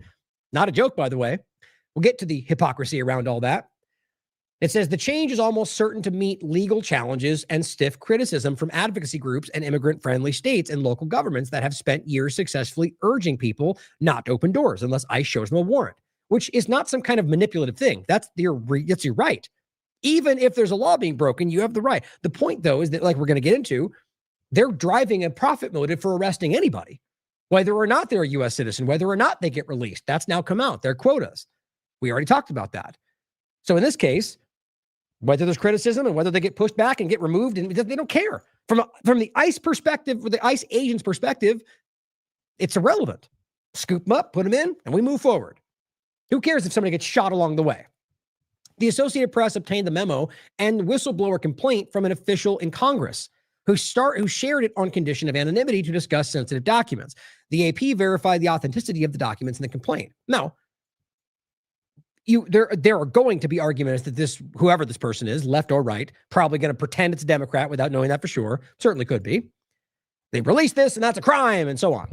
I wish they always love to do, except for the reality that this is a crime itself. So if you're leaking the exposing of a crime, you're protected under the Whistleblowers Act and any number of other laws we put in place, but they don't care about any of that. Ask Julian Assange, ask plenty of others. They just go national security, which is what they'll do right here. That's why it's anonymity. But you also could clearly point out, even though this should be seen, and even though what they're showing you does expose a crime, that they could just be doing it because they have a political intention. Probably the case, right? Doesn't stop it from being important. You shouldn't go, I'm not going to look because the Democrats want me to see it. That's how they play everybody. It's at least people that are still falling for that, surprisingly. Now, it says the memo signed by the acting director of ICE, Todd Lyons, and dated May 12, 2025, says, quote, although the U.S. Department of Homeland Security has not historically relied on administrative warrants alone, very manipulative way to say that, is illegal to do that in this circumstance, to arrest aliens subject to final orders of removal in their place of residence, the DHS office and the General Counsel has recently determined that the U.S. Constitution, the Immigration and Nationality Act, and the immigration regulations do not prohibit, not the same as saying it's okay or that it's legal, but they do not explicitly prohibit relying on administrative warrants for this purpose. Now, here's the game they're playing and how it's already being abused. That clearly says warrants alone to arrest aliens subject to final removal in general first in their place of residence. Right now, they're using this to say, well, wherever they are, that means we can kick the door in without a warrant. That's not even what the memo says. But ask them when they say 18-111 or whatever, which doesn't even actually clarify what that basically cites you can't impede an officer. Well, you don't get to yell that in someone's face and then slap the phone out of their hand because they're not impeding you. They have a legal protected right to be able to observe you. The point is they just yell what they're told to yell and they don't even know what they're talking about. This, even if they're doing it the way they're writing here, is still also a crime. You need a warrant to enter a private residence, period. It doesn't mean because of this other loophole we can ignore that. But my real point is, even let's just say they were going to someone's home where that's the only person that lived there. It's still a crime, but it's a much lesser reality, or like it's much more less severe of a crime than going to a public location, going to somebody else's home, and then claiming we know he's in there, so we're going to kick through the door without a warrant. And then in some cases, finding out they're not there. Or some cases, detaining and arresting people who are U.S. citizens because they try to stop you from breaking the law. It's constant right now. And what does this amount to? A loophole that opens and they hope never gets closed that allows them to circumvent warrants forever. Left and right. This just never stops. It's always the same thing in regard to how they incrementally change these things. Now it says, and then again, it says they you know, the whole point being they regulations do not prohibit relying on that alone. Yeah, but okay, because something doesn't say you can't do this one thing, you can read the Fourth Amendment and understand that this is a violation. It says Homeland Security spokesman Tricia McLaughlin, demonstrating her ignorance, said in an email statement to AP that everyone the department serves with an administrative warrant has already had full due process and the final order removal. Says the woman who clearly does not understand what due process means. You understand that part of the due process discussion is then going to court, fighting for your rights and having your moment to explain what happened or claim that they did something wrong. So when you serve a warrant, or rather a administrative warrant without a judge's signature, and even worse, in somebody else's home, that means they've had full due process? I mean, this is embarrassing. It could also be that they're just being told to say that so they trick other dumb people into thinking that's the reality. It's no different than Noam saying that, you know, now I'm forgetting the term, just the many different examples of them standing up and just utterly embarrassing themselves by demonstrating that they don't know what they're talking about. It's very obvious how much this continues to happen. Now it says, she said the officers issuing those warrants have also found probable cause for the person's arrest. Well, that's irrelevant to the reality of somebody else's home being broken into, so you can do that. And in many cases, fine, if you've got all this stuff, then why aren't you presenting warrants anyway? If you've got probable cause, and I'm not talking about in the midst of a situation, which is what they try to argue. Well, we smell something, so we're kicking the door in or whatever. That's always been abused. But the reality is, if you're going there in the first place, not happening across somebody, which is they claim they don't do. Noam's like, it's always targeted, right? So you go to someone's door, which means arguably you have the legal justification, right? Then why wouldn't you have a warrant? In many cases, they always claim they do, and they just never show it, which it's been proven that they're not even doing this, which is why this is now coming out. This is what they've been pretending the warrants were. It's disgusting what they're really doing.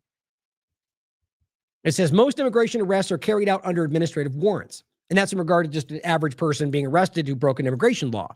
Internal documents issued by immigration authorities that authorize the arrest of a specific individual, but do not permit officers to forcibly enter private homes. And that's anybody's, theirs or anybody else's, or other non-public spaces without consent, which they do every single day. Bursting into a place of business with their guns drawn. That's all over the place right now. No procedure there. In fact, that's a violation of their procedure. Only warrants signed by judges carry the authority to do what they claim they're doing. All law enforcement operations, including those conducted by ICE and Customs and Border Protection, are governed by the Fourth Amendment of the Constitution, which protects all people in the country, not just Americans, all people in the country from unreasonable searches and seizures. People can legally refuse federal immigration agents entry into the private property if the agents only have an administrative warrant. The memo says, I'll leave that for another day. I'd like to get in deeper into like Brian did the other day, of the legal avenues for ICE if there's no other police there. It says the memo says ICE officers can forcibly enter, the memo that they wrote, right? That's what we're talking about. The memo we just read, the memo that they just wrote out on a piece of paper and said, this is now the new reality. Why not? Trump writes executive orders every day and says, that's the new thing. Is that democracy? Is that a constitutional republic? No, it's neither of those things. That's ruled by dictate. That's what they're doing right here. The memo says ICE officers can forcibly enter homes and arrest immigrants using just a signed administrative warrant, known as an I-205, if they have a final order of removal issued by an immigration judge. The Board of Immigration Appeals, and district judge or magistrate, or signed by the different people that they claim justify that. The memo says officers must first knock on the door and share who they are and why they're at the residence. Well, guess what? That's also not happening. Some cases, yes. But you can show an endless stream of those examples where they're not doing that.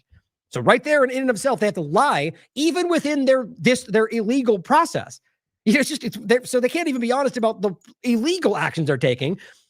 Well, I guess that kind of makes sense. But in the case that they're arguing this is justified, right? This is legal. It's completely up and up. And then they have to lie about how they're doing it. The people inside must be given a reasonable chance to act lawfully. Think about how Orwellian that is.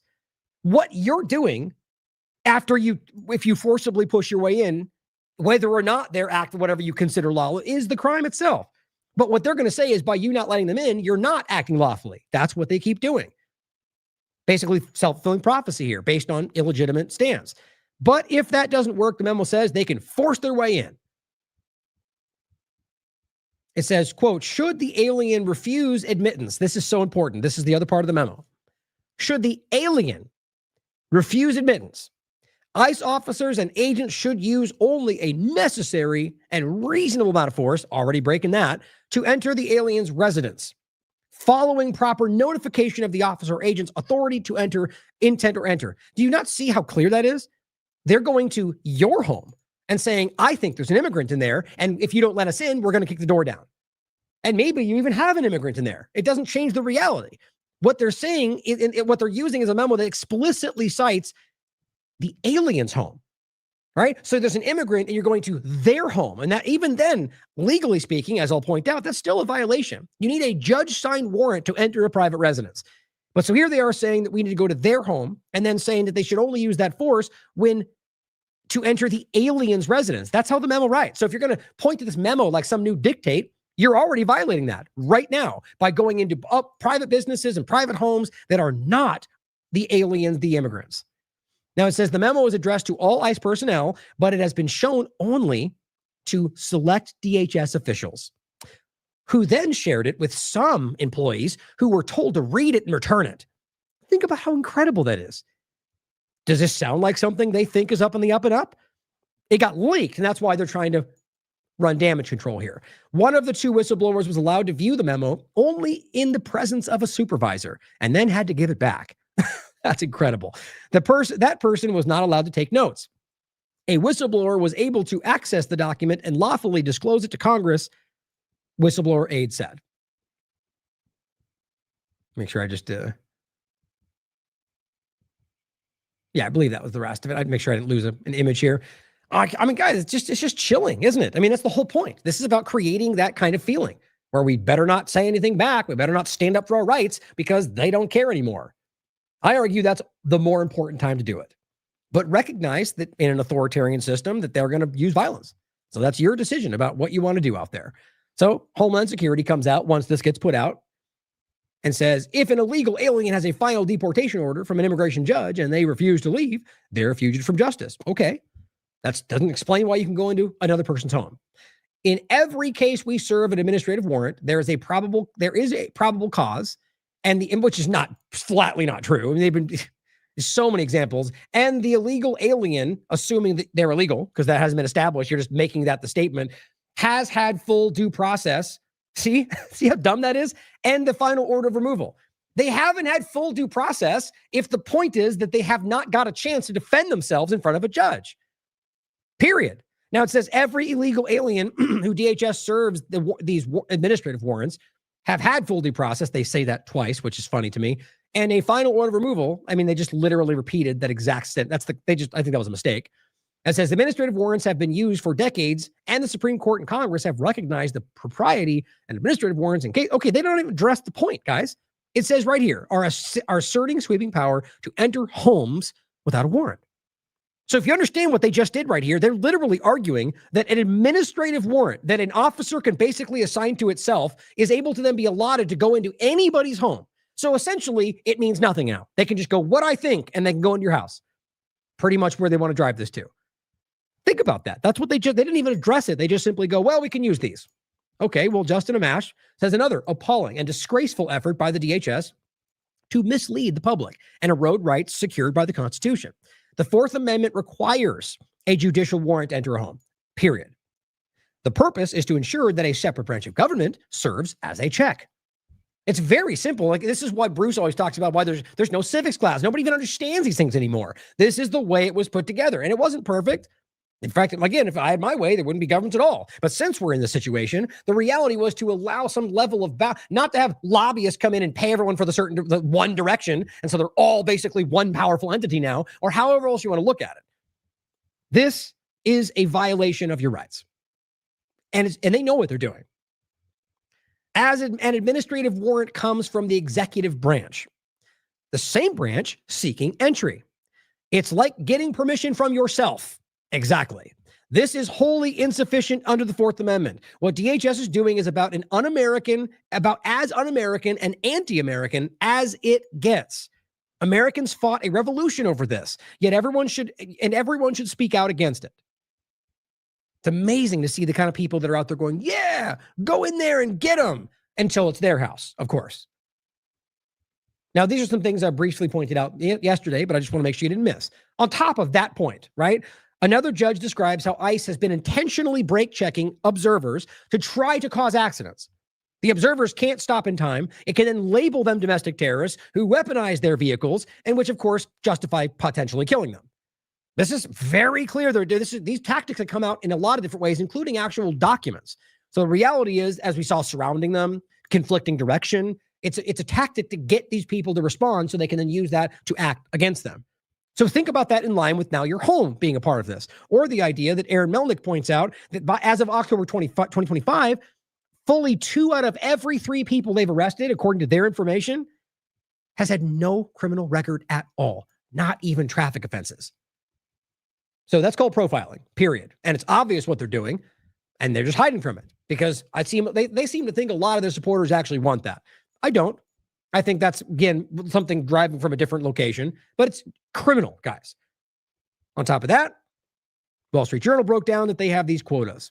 ICE or agents with arrest quotas are colliding with angry residents, a compact city, and a relatively small proportion of immigrants here illegally. And again, the real point is immigration ICE officers have here and elsewhere are under pressure from daily arrest quotas, which they claim they didn't have, which we all knew they did, that leadership has set at 3,000 a day. Now, that alone would be enough, because what you're doing is forcing them to get numbers, which means they're going to scoop up people who aren't actually criminals. However, ICE has never even come close to meeting that daily goal. Officers are rewarded for making arrests. even if the immigrants they take are released or not immigrants at all, which is the same point, right? So you scoop up all these people and you beat them all, whatever it is. We've seen that happen. Beat them up because they resist. These are U.S. citizens. They let them go. They still benefit. And they'll be supported by the administration, even if they break the law, which is what they keep showing us. Think about that in conjunction with the point of your warrantless invasion of your home. Now, on top of that, as we already saw, this just adds to the point of Renee Good. An independent autopsy of Renee Good has now revealed that she has had 3 gunshots, wounds, to her left arm, her right lung, and her left temple that exited the right side of her head. That means the third shot, the most unlawful one from the side, likely killed her. We also now know that she was alive apparently for 8 minutes after this, while a person was going, please let me help her, I'm a physician, and they were told, I don't care. An American citizen. Renee Good was shot through the side of her head, Ryan Grimm writes, which means through the side window. How do you justify shooting her through the side window? Let a jury sort this out if you're confident, but this is why they're desperately trying to hide from a criminal investigation, or civil for that matter. They're not even investigating this, guys. That should be shocking to people, even if you think that they were in the right. An American citizen was killed in broad daylight who was not involved with what they were doing. That should be obviously investigated for the 1,000 different reasons that it always is, but not today. And I think conservatives are very concerned about that. Now, I just showed you this, but I think it's worth playing again before we get into the overlap of this into the larger agenda, I think. But as I said to you the other day, James Lee framed this very well. There is a police, and then there's secret police. And guys, these are police officers from multiple locations, rather police chiefs behind him, who are telling you that they support the larger immigration agenda, but what they're doing and how they're doing it is wrong. And they're even profiling and violating the constitutional rights of off-duty police officers because they happen to be a different color. There's no hiding from this. Good morning, everyone. I'm Mark Ruley, Police Chief of the City of Brooklyn Park. Behind me is a bunch of amazing police chiefs that are here in support of a very short but very important message that we want to share with you.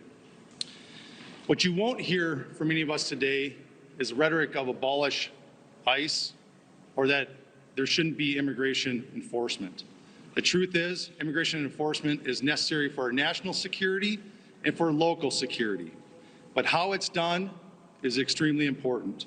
In fact, we have a long history of working exceptionally well with our federal partners, including ICE agents, and we have seen the best of them perform their job extremely well in the past.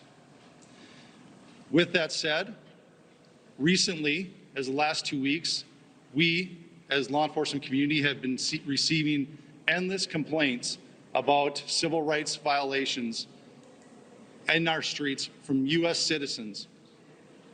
What we're hearing is they're being stopped in traffic stops or on the street with no cause and being forced to demand paperwork to determine if they are here legally. As this went on over the past 2 weeks, we started hearing from our police officers the same complaints as they fell victim to this while off duty. Every one of these individuals is a person of color who has had this happen to them. In Brooklyn Park, one particular officer that shared her story with me was stopped as she passed ICE going down the roadway. When they boxed her in, they demanded her paperwork, of which she's a U.S. citizen and clearly would not have any paperwork. When she became concerned about the rhetoric and the way she was being treated, she pulled out her phone. In an attempt to record the incident, the phone was knocked out of her hands, prevented her from recording it. The officer had their guns drawn during this interaction. And after the officer became so concerned, they were forced to identify themselves as a Brooklyn Park police officer in hopes of slowing the incident and de-escalating the incident down. The agents then immediately left after hearing this, making no other comments, no other apologies, just got in their vehicles and left. I wish I could tell you that this was an isolated incident. In fact, many of the chiefs standing behind me have similar incidents with their off-duty officers. This isn't just important because it happened to off-duty police officers, but what it did do is we know that our officers know what the Constitution is, they know what right and wrong is, and they know when people are being targeted, and that's what they were. If it is happening to our officers, It pains me to think of how many of our community members are falling victim to this every day. Exactly. Obviously, more than they want you to realize. I mean, if it's police officers, for crying out loud, and the moment they're able to make sure that they realize that, they just take off. There's just no accountability. There's no process, guys. And as Jason Bassler rightly points out, I love how we completely glossed over the part where it was acceptable for federal agents to wear masks 24/7. If that doesn't scream the normalization of apathy and tyranny in America, I'm not sure what does. Read a history book, folks. The good guys don't cover their faces. Here we are. And it's not because Democrats are crying about, the idea that you would hide from, like, this shows that you are trying to hide your identity. And the obvious point is clearly because there's no accountability if we don't know who you are. And the administration is going to back the broad, faceless ICE administration every day of the week. And the only reason Ross is found out is because he pulled his mask down. That's it. They were never, Noam's already chastised somebody for even saying his name after the shooting. Think about how insane that is. It's not doxing to say the name of a guy involved with the shooting, or that these people are supposed to be presenting their names every time they engage with somebody. This is just the transition of everything that we know. Now, on that point, Trump's bait and switch administration is just so incredibly obvious right now in so many ways. We've been talking about this from the beginning.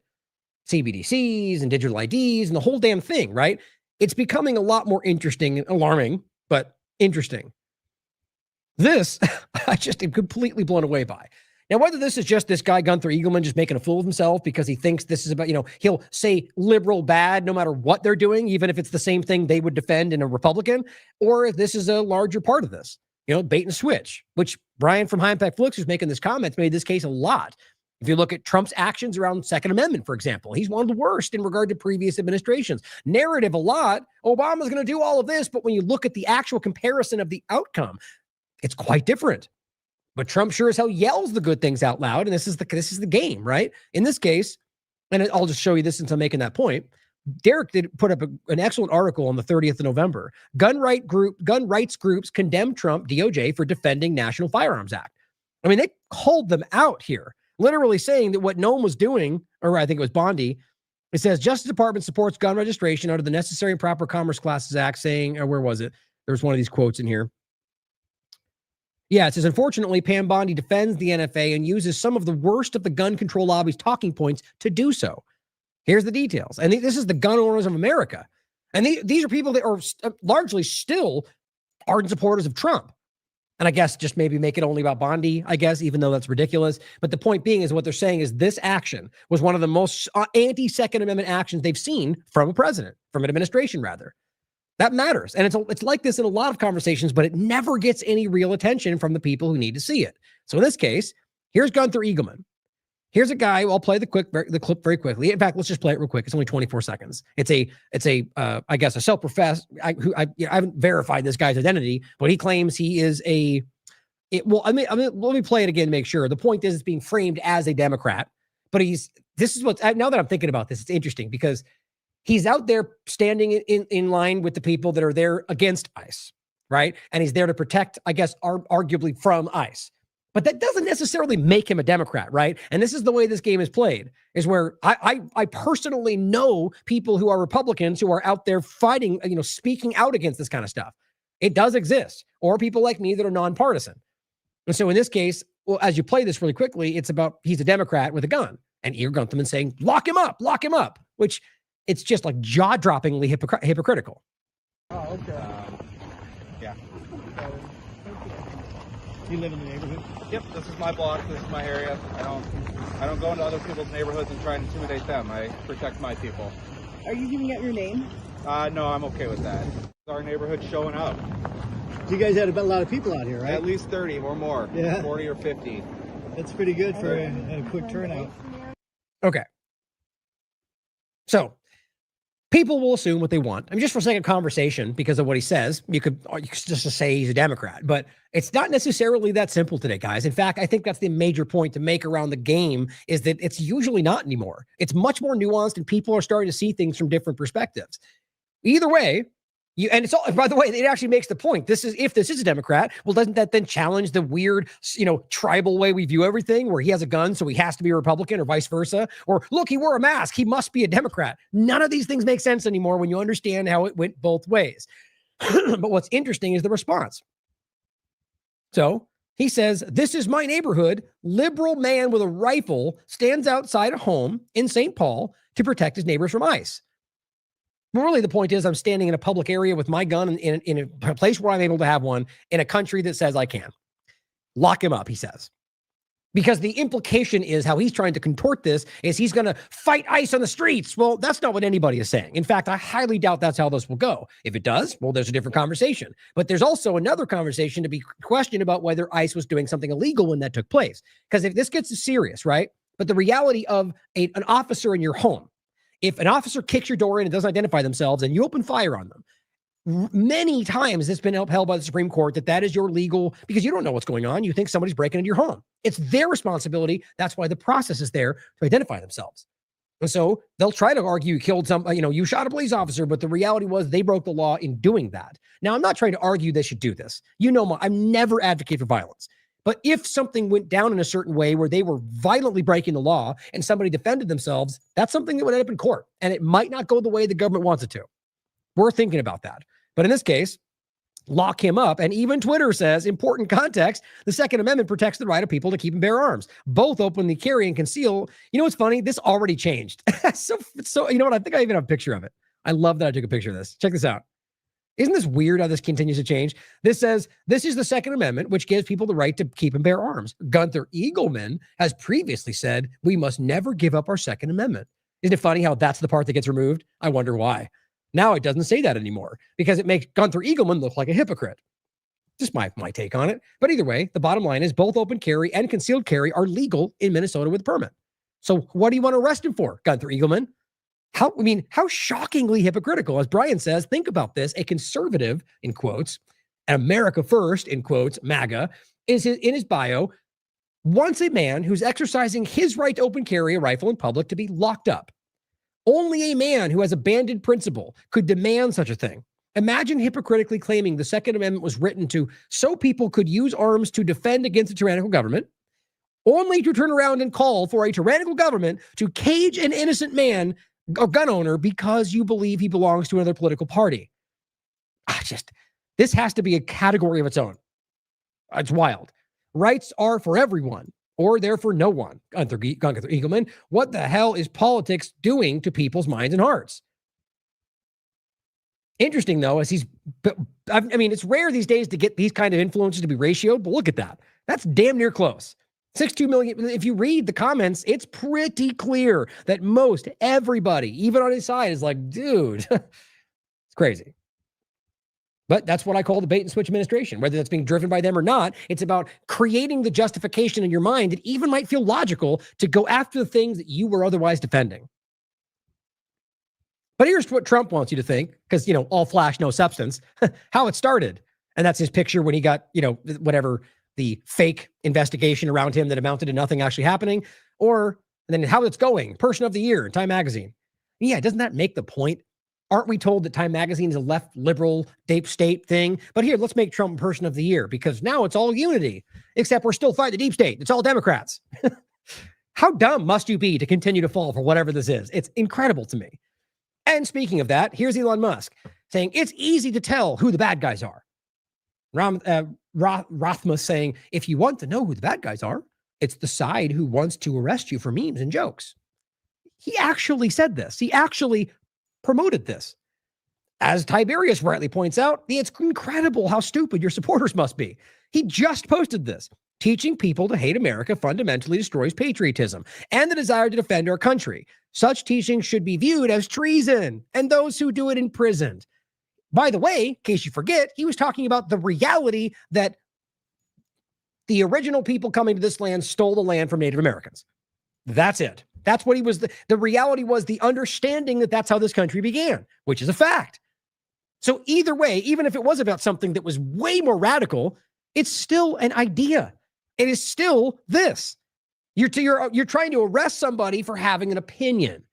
I mean, it's just crazy how obvious this is and how hypocritical they're being. Now, an important point that Steve shared with me on AM Wake Up. This is an excellent clip, and this is, at the very least, it's what he's claiming, but it's very easy to understand how likely this is.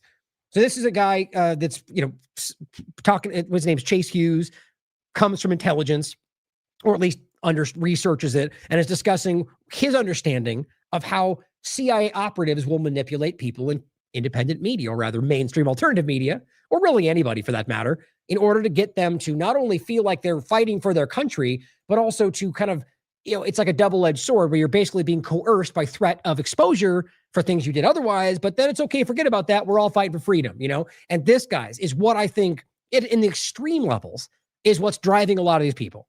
But do they feel like they're doing the, fighting for the country, but also that before you even get to this level, that a lot of them are just being nudged with financial incentives or funding, or just, certain psychological sort of like tribal momentum. It's very clear that I think a lot of people, in my opinion, but most people in the mainstream alternative media aren't even aware that they're being used. People like Nick Shirley, it seems like. He can't even seem to tie his own shoes, it looks like. In this case, it's worth really thinking about this kind of thing and how much this might take place in what we're watching right now. I'm saying, like, somebody's an operative, or whatever word you want to use. They're not like walking around on their off time, pulling out their secret CIA ID card and badging into the main building. That's not what happens. Even if you go back to Project Mockingbird, they're just getting some talking points in a letter every once in a while. They're just saying, oh, you know what? Don't have this guy on your show, or don't allow this to be spoken about on your show. Or if they talk about this, you're going to cut it out. There's simple things like that. Some very basic instructions. And the way that somebody like a Gen Z person might get recruited is, let's just use you as an example. Somebody comes up and says, hey, man, I love your podcast, yada, yada. They're in a restaurant, a bar, whatever. And they say, I have a serious question for you, though. Are you a patriot? Would you consider yourself a patriot? Now I've got you locked into identity, right? And then I say, well, I have an offer for you. But before I show you anything, I just want you to say yes or no. Would you be willing to entertain the offer and look at what I have? And it might be uncomfortable. Would you be willing to look at it? Sure. Yep. Stage one is I show you all of your browsing history, captures from your webcams on all of your phones and computers of you doing the most compromising shit you could ever possibly imagine. Every bad thing you've ever done recorded in some way. And I'd say, I like your podcast. I think you're doing a great job, and I want to protect you. And I want to keep all this from the public eye. But we also want to give you $20,000 a month. So now you feel like you chose all of this. So you walk away not feeling like I shoved this in your face. I told you it was going to be stressful, and you agreed to it. And you agreed that you're a patriot, and all the other agreements. And now if you say yes, the reason that you're doing this on your podcast is for your country, because you're not going to call yourself compromised. We have this thing called cognitive dissonance that keeps our brain from thinking I'm a bad person. So now, even though you're being asked to silence people, not have certain people on the show, leave something out of your podcast, you're telling yourself, and whoever's your handler is telling you, this is for the greater good. And you kept the Americans safe by doing that. And you'll tell yourself that, and you'll feel good about it. So when a person is like in this situation, they will feel good about what they're doing. Even if it feels a little off in the back of their mind, they'll still feel like at the end of the day, I'm doing the right thing. Yeah. And what's even crazier is, that I'd argue that there are people in that situation that don't have the stick, right? Where they're just like, see somebody out there who's influential, or rather that they think that they can mold into something, right? And they just go, hey, well, we love what you're doing. We're with the government. This is a secret conversation. We want to give you information to share with your audience, right? But we want to know that you're going to share it when we give it to you, and we'll give you $20,000 a month, and whatever he said, and you'll be fighting for your country. You see my point? Is there are people that will go, absolutely, I believe that this is what I wanted to do my whole life, whatever. They know how to suss these things out. And they will take advantage of that desire to be part of the good guy, even though you're now part of the bad side or whatever, not necessarily good, bad, but just the people that are out there that are straight up manipulating people, assassinating people, and they're not out there fighting for freedom or patriots. Isn't it interesting that that's the term he uses? look at this become, remember even for a moment, it became there's the left and the right, and they're all part of the problem, and then we're the patriots. Interesting, isn't it? Now, there's plenty of words that could have become the normal. It became, and then it kind of just folded back into being the Republican side when Trump took power, of course. But what's funny is that they really tried to frame it like, we see the two-party illusion, but we're just this new thing. No, you're just the same extension of the same thing. Now they're all liberals and rhinos, and we're the patriots. It's still a two-party illusion.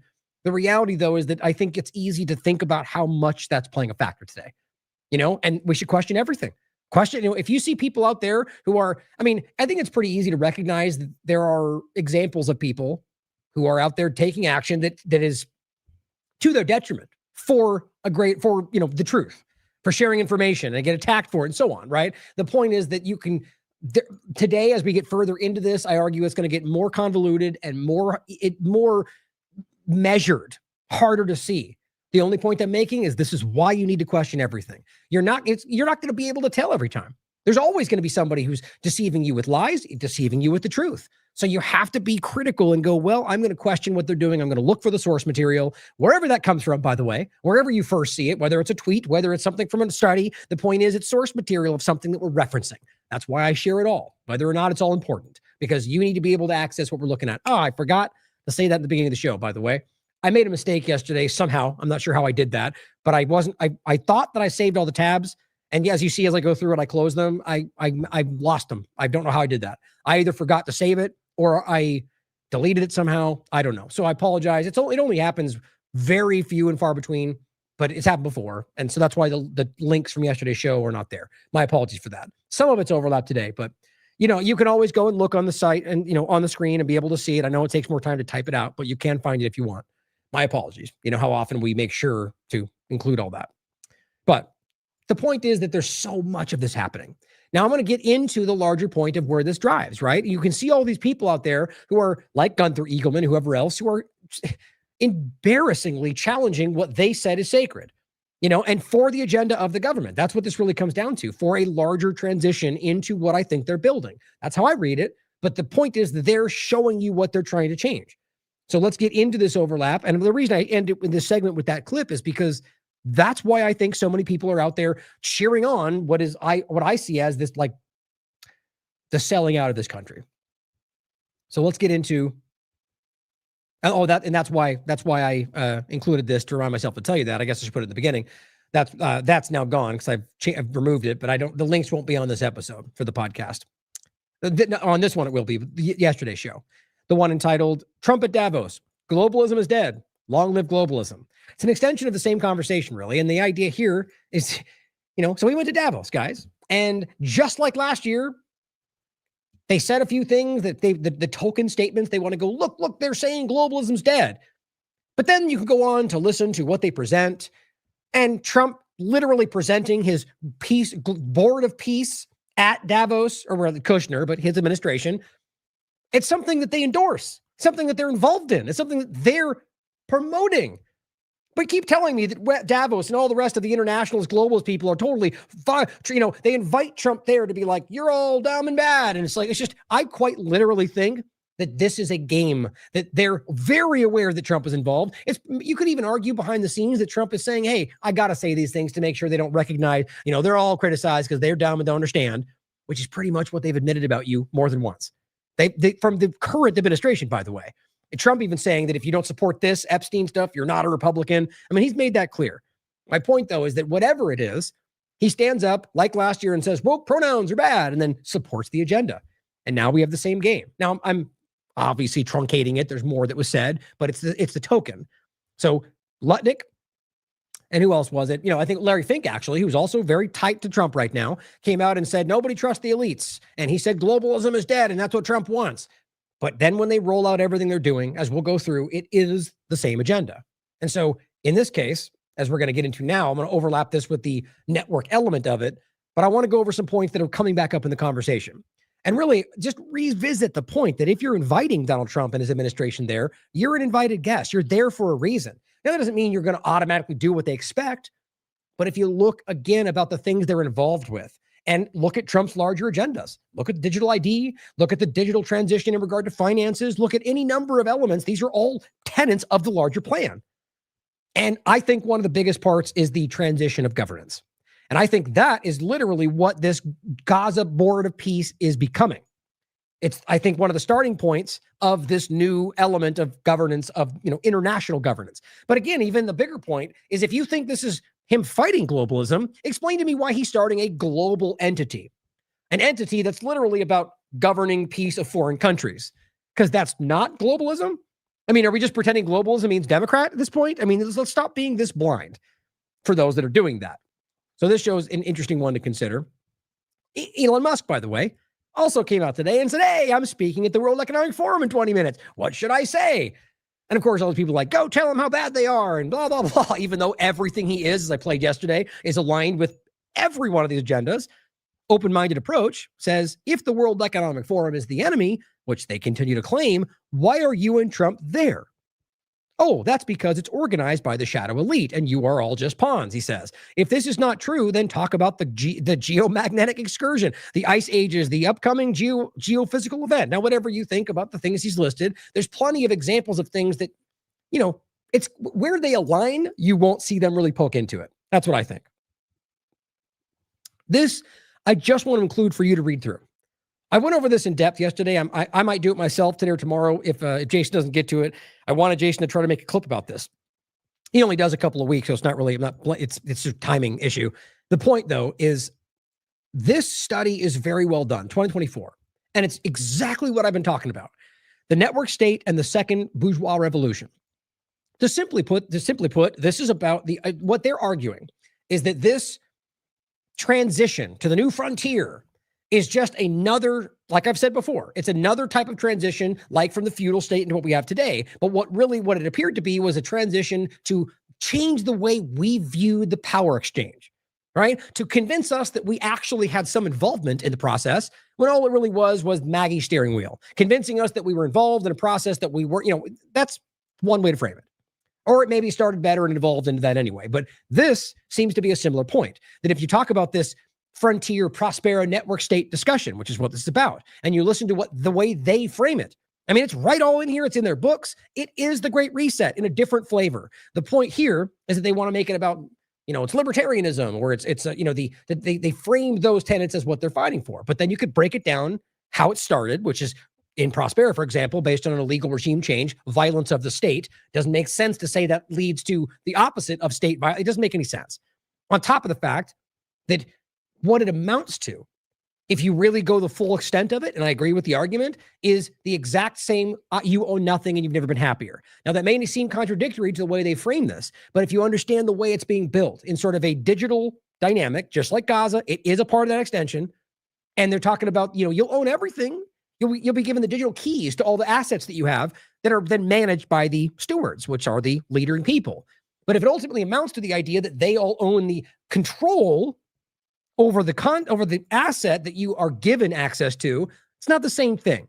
Sort of like with Coinbase, I made the analogy, the comparison. Well, you can hold things on there, and you have the keys to access it, but they could tomorrow decide, well, guess what? You broke the law, and so I'm taking that. Then you're not really in control, are you? That's why it's important to put it in a different kind of, cold storage wallet or so on. But in this case, that if this is the way it does go, and like I said, to be clear, not all are the same thing, or, different people, different mindsets, maybe some with good intention, but the funding mechanism behind damn near all of this is Perdomo's Capital, is Thiel, Andreessen, the same people. Srini Vasang, same guy who wrote this book. This is the same conversation. So it's worth diving through this. Now, here's what Catherine said in an interview we recently had. Interestingly, this was reshared by Sense Receptor. Interestingly, from an interview we had, where this is the title we discussed about this, Reverse Robin Hood, Why Has Trump Become Anti-Capitalist? And she very clearly makes the argument that Trump is the most anti-capitalist president we've ever had. Sure, people disagree with that.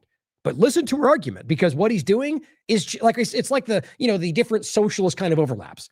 The things with the companies he's overlapping with, which is sort of fascistic as well, or the chips, or any number of things, or TikTok. It's clear that what he's doing would be called socialism if it was Biden. And then what he does is attacking those very things. And this is part of that transition. But watch this clip, because she's talking about that. But the way she frames this is what we've been talking about, right? And the idea that the WEF plan and what they're discussing is, this is part of this transition, like I keep saying. And this is what Catherine frames it as, but from a different perspective. We are dealing with a central bank reset. And this reset, the central banks reset the system every sort of 80 to 120 years is my read of things. And we're in what they got together in 2018 and looked at a plan from a group of central bankers working through the BlackRock Institute called Going Direct. And if you come to Solaire, we have a great deal of information about the Going Direct reset. And so we're going to reset, but this reset is different than all the other resets. And I'll tell you why. It's very important. This reset, because of digital technology, they can literally end currency and implement a financial control grid, which is the equivalent of slavery. It's, if you look at why they canceled the African slave trade, it solves all the problems they had then that caused them to cancel it. And slavery, she's made this point many times over the years, and it's an important point. It's sort of like Standard Oil and what they did basically, which was the framing of breaking it up because it was too powerful, but with designs to basically give it more power than ever. It was the illusion of breaking it up. James Corbett's covered this very well. Right. So in this case, the idea was the transition all the way back then away from this industry was because it was aware that it was already coming to an end. So they didn't want to lose that. So they basically transitioned into something else. Now, you could disagree with that, but it's the mindset, it's the point. And I think that's what we're in right now. Like I keep saying, more people than I've ever seen are questioning very central concepts of our structure, and that makes them uncomfortable. And that's been going on for a while. And so now I'm always of the mind that it's being shown to us because that's about to be some kind of shift that's happening, using the very thing that I'm talking about to justify the transition itself. That's just an opinion, but at the end of the day, I really want people to consider that's what's happening. And this is the Going Direct reset, which I'll include a link to. Is just a financial part of this that she argues is a precursor to the COVID-19 manipulation. And a lot of it has to do with as she calls the great, the great sickening. I forget what she called it. The point is that this is an effort in one way to reduce the population for a financial reason, but there's plenty of different opinions around a lot of this. It's about considering what they're doing to us for their agenda. No, historically is the most profitable business. So this gives them the ability to literally implement a complete control grid. And so it's the end of currency. And we've never seen that before. Resets, changes, flushes, moves the currency. But now we're talking about ending currency as we know it. It's quite remarkable. In other words, we are evolving from a central banking warfare model, with markets and capitalism to a control grid that basically turns the, I use Whitney Webb's word, it turns the planet into a panopticon. Right. It's a prison. Right. And one of the things I keep saying about that and what that you just described there is that pushes us into a place where kind of what we were saying earlier, that our opinions, our thoughts, our constitutional rights, it's irrelevant at that point. It's beyond that. Right. And I think that's one of the reasons it's happening. So we go from a status of human to a status of slave. Yes. Yeah. Basically you're looking at mega rich versus everyone else. And mega rich is looking at this situation and saying, we want total central control. And so we want a slavery system. There'll be plenty of mind control because slaves who don't know they're slaves are more profitable. But if you look at the system, it's designed to basically extract as much value from each person. So no one has any rights and nobody has any right to, we have no human rights and no property rights. You own nothing and you've never been happier. It's right. The WEF plan, right? Right. Yeah. Well, right. So that seems pretty cut and dry to me when you break it down, right? I mean, and so I'll include this Going Direct reset post from her. It's very much worth your time. By the way, it is funny to look at the difference of, we are dealing with the size compare. It's because the camera's so much closer now because of all the dumb stuff I had to deal with. I'm still trying to figure out what the hell that is, but I'm happy just to be able to do the show without a problem right now. But isn't it funny? Somebody asked, like, did Ryan shrink? It does look, it's a perspective thing. I just find that funny. So continuing, Daniel McAdams posted this, and this is Finance a Lot saying Howard Lutnick's family is set to make billions when the Supreme Court strikes down Trump's tariffs. Cantor Fitzgerald, a financial services firm run by his two sons, have been quietly buying up rights to tariff refunds for 20 to 30 cents on the dollar. Now, you could argue this is a secondary plan in reaction to, who knows, maybe this wasn't the way it was meant to go. And they recognized that it was going to fail. And so they ultimately make money on, or it was the way it was put together in the first place at your expense for the benefit of billionaires. Daniel says this administration only serves the ruling class. These tariffs were nothing more than a massive transfer of wealth from middle and working class Americans to the uber rich class, which, by the way, if the outcome is what happened and is going to continue to happen. Daylight robbery. I agree with that. It's not a partisan point. No, you could argue it's a reaction, but that they have inside information to what the actions are going to be. Why would they have known to buy these? It's just obvious. And Pelosi did the similar. I mean, all of them have examples of the very same criminal activity. They all should be held accountable for it. Thomas Massey.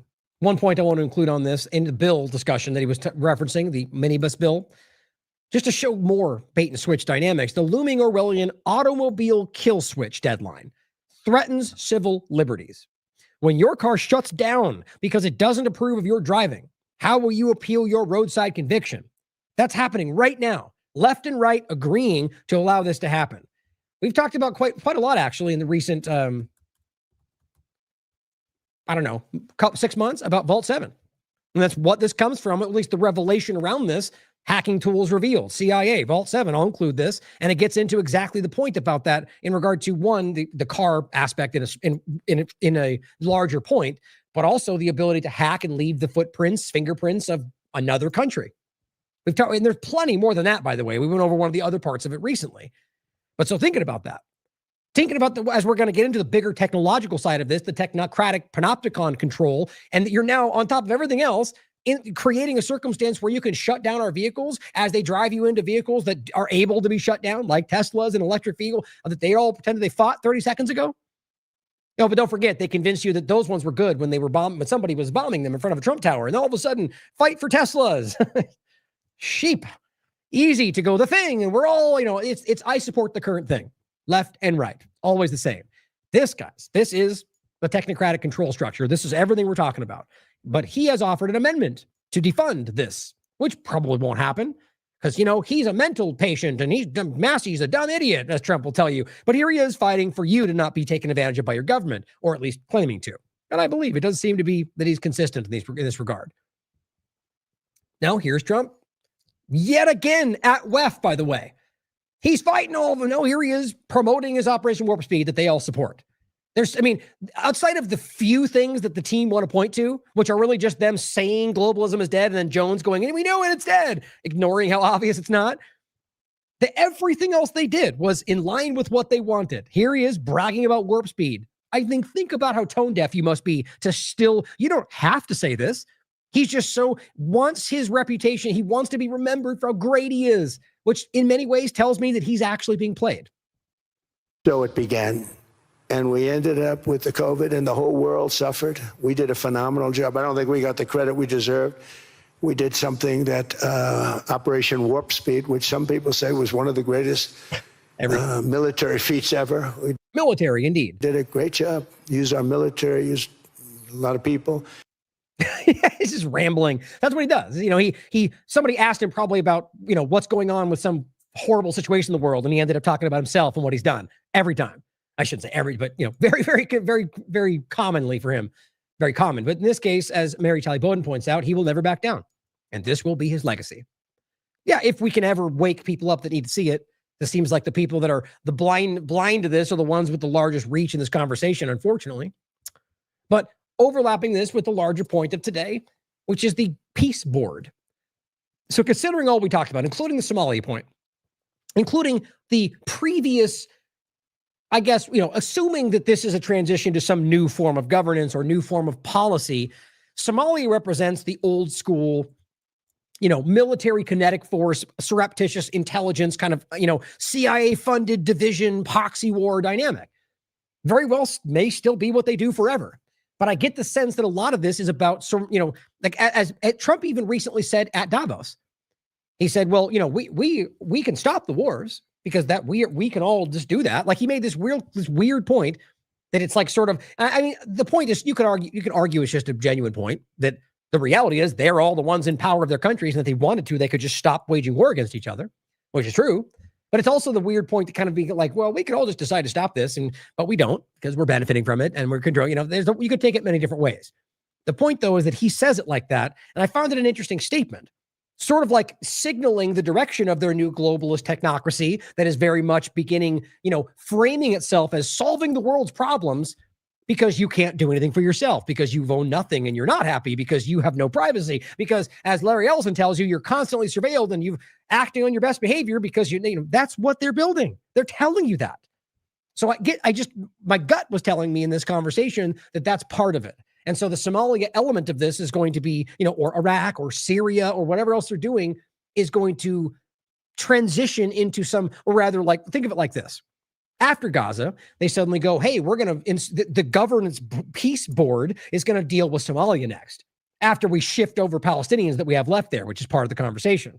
Then they go, well, now we've got the technocratic governance going to be in Somalia. Well, now we're going to deal with Iraq, and now we're going to deal, and that's what we see right now. And that's what they're even discussing. Is that America first? Is that a nationalist government? No, it's really not. At the WEF, at World Economic Forum in Davos, Trump announced the peace board. And I'll show you at the end when we get to it. Jared Kushner stands up and presents it. I can quickly just show you. Here he is. Master plan, it's called. Where else have we heard about a master plan? Here he is presenting this this is Jared Kushner presenting it at the World Economic Forum. We'll go over it. We'll come back to it. I just think it's important to recognize. Here it is. A signing ceremony to formalize President Trump's Board of Peace will be held in Davos, Switzerland. Trump is set to meet with global leaders later this week at the World Economic Forum and will sign the Board of Peace charter on Thursday morning. So again, you're fighting the globalist institution that is the WEF, that they'll call you, but then you go there to sign with them for your project.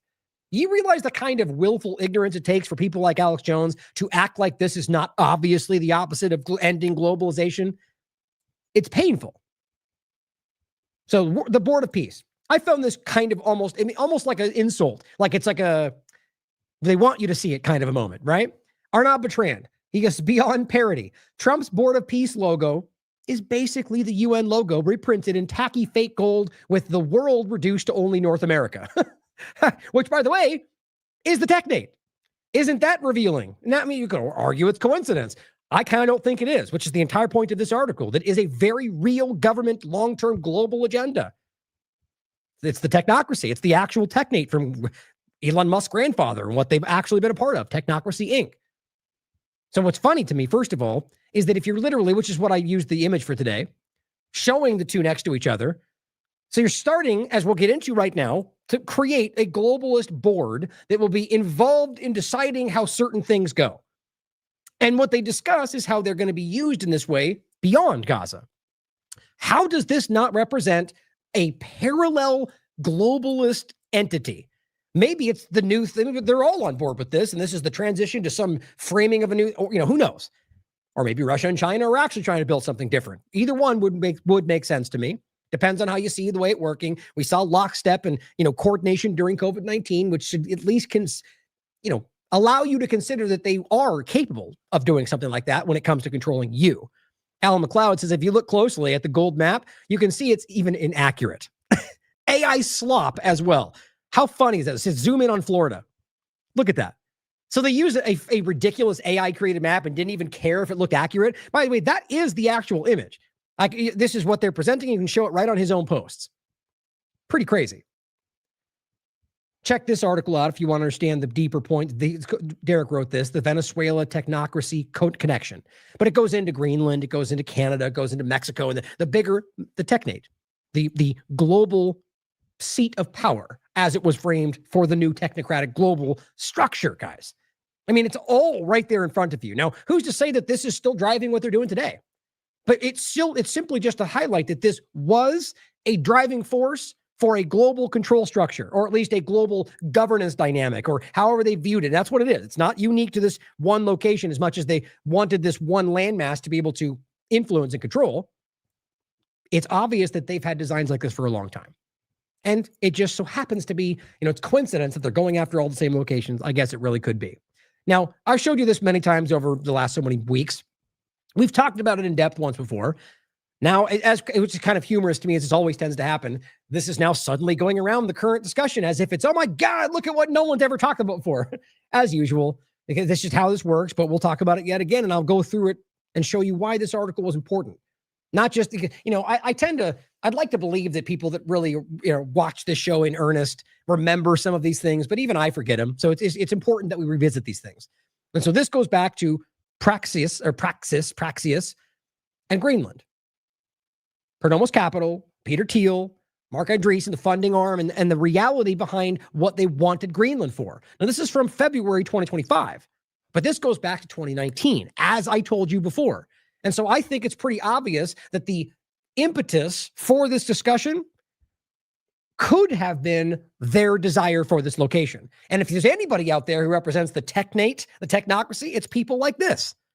Elon Musk and the rest of this, right? So here's the main point that I want to reiterate from this. It starts with a post from Dryden Brown, who is connected to the same groups. It says, he's the co-founder of Praxis. I went to Greenland to try to buy it, he says. And says, where was it? He posted this a week after Donald Trump won the re-election in 2024. Here's what happened, he wrote. Now it says, as the co-author of Praxis, a theoretical city-state aiming to restore Western civilization. Let's just even say he means that. How does that not represent a new form? We're restoring what we think the civilization should be like. Or we're just saying that. Either way, it's, this is something that's about a transition. Brown has had designs on Greenland as a home base since 2019, when President Donald Trump first started talking about buying territory from Denmark. So the question should be in your mind whether that was actually the original point, that Trump asked about this because of that. Thiel and the rest have been major influences on his campaign, going back to the first one. The most prominent investor linked to this Praxis, Freedom City, Network State, Smart City is Peter Thiel. He is also an outspoken supporter of seasteading, which is also not just supporting it, he's funding it through Perdomo's Capital, an effort to build floating city-states in international waters. It's the same conversation, just in the water. So it's no surprise that he backs Perdomo's Capital. Or people say pronomos. What do you think, Meg? I think it's more of a, like a tomato kind of a thing. Pronomos, Capital. But it's not just that he backs it. He's a major part of the entire investment aspect of it. And whether you want to argue in some cases the smaller percentage than others, it's important to recognize that he is, like we know he is, a driving force behind what these things are doing. And it says a venture which has become a hub for funding experimental cities, including Praxis. And it says the most widely known is Prospera, which I'll include that article actually. This is the first one that caught my attention. And it's, again, this started based on an illegal state violence, a regime change carried out by the U.S. government to illegally allow this to happen, to illegally control this government. And then illegally manipulated the courts and the Supreme Court to allow the original allowance for the special autonomous zone right out of the UN discussions to be allowed.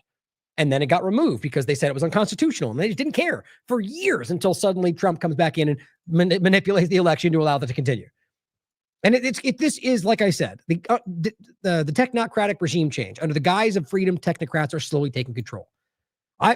Question me. I hope I'm wrong. I just don't think I am. The most widely known is Prospera, located in the island of Roatan in Honduras. September 2024, the top court of Honduras declared that illegal. Another Perdomos investment is Aitana, formerly known as Talent City, which is under development in, guess where, guys? Nigeria. Is it just coincidence that Trump is focusing on all the locations that seem to be relevant to the network state agenda? Could be. It says roughly 50 miles east of Lagos. It operates under a similar model as Prospera with backing from the Nigerian government, which doesn't necessarily, realize when you're talking about right now, arguably Prospera has backing from the Honduras government. It didn't 30 seconds ago. And the reality was the Honduras people didn't want it, which is pretty easy to verify. On top of that, Nigerian government, who's been manipulated intensively for a long time by outside forces, support what they want from them. And that could be because they have to, because they want to. It's hard to say. The question is, what do the Nigerian people want? And on top of that, if you manipulate any number of outside forces, the U.S. government has, regime change tactic, damn near everything you point to. So what matters to me is whether this is, in a larger point, about allowing the peoples of these areas to carry out their will or transitioning their lifestyle to what they think it should be and framing that as their will. Praxis goes a step further. It says, calling itself the world's first network state, a concept developed by tech entrepreneur and former CTO of Coinbase, Srinivasan. As the warrior kings, quote, once sought the sacred grail, read Praxis' so-called Declaration of Ascent, so too shall we build an empire where true power flows from heroic courage and alignment with the divine order. Pretty grandiose, right? And alignment with the divine order. What if we disagree on what that means, or who is that? You know, it's again, when you read the study I talked about or watch the show I did yesterday, maybe just the end part, it's very clear to me that they frame this in a way that is meant to entice people. But when it comes down to it, that you have no autonomy as much as they want to frame it that way, at least in the examples that are real today, like Prospera and a few of the other examples. The rest of them are all hypothetical right now. And what you're seeing is the opposite, despite what people want to say. And I've gone through this their own discussions of what they want are alarming if you really break it down. It says President Trump has nominated, this article was 2025, February.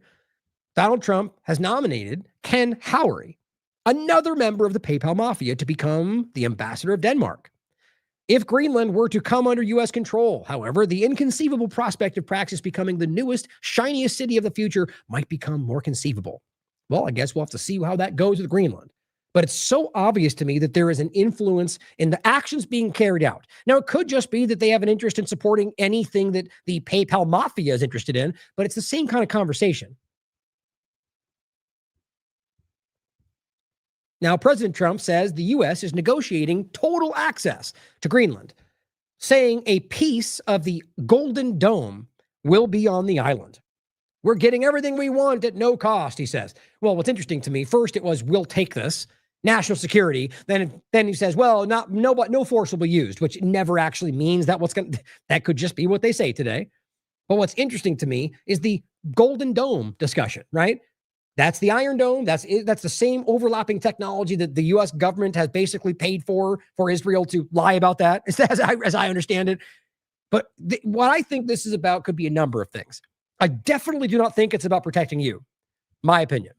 We'll go over some of the possible overlaps to this, but realize that this is just now another example of saying, well, we want this for the larger agenda. Let's just even say it's really the Golden Dome. Well, that is what becomes an international, because that means Mexico, Greenland, Canada, an international agenda, protective force, if that's what you really think it comes down to, or a surveillance network, or a panopticon of sorts. And this is, all of it at the same time, really, because what do you think it means when you've got some kind of surveillance dome that's supposed to be watching all the time for any number of alerts?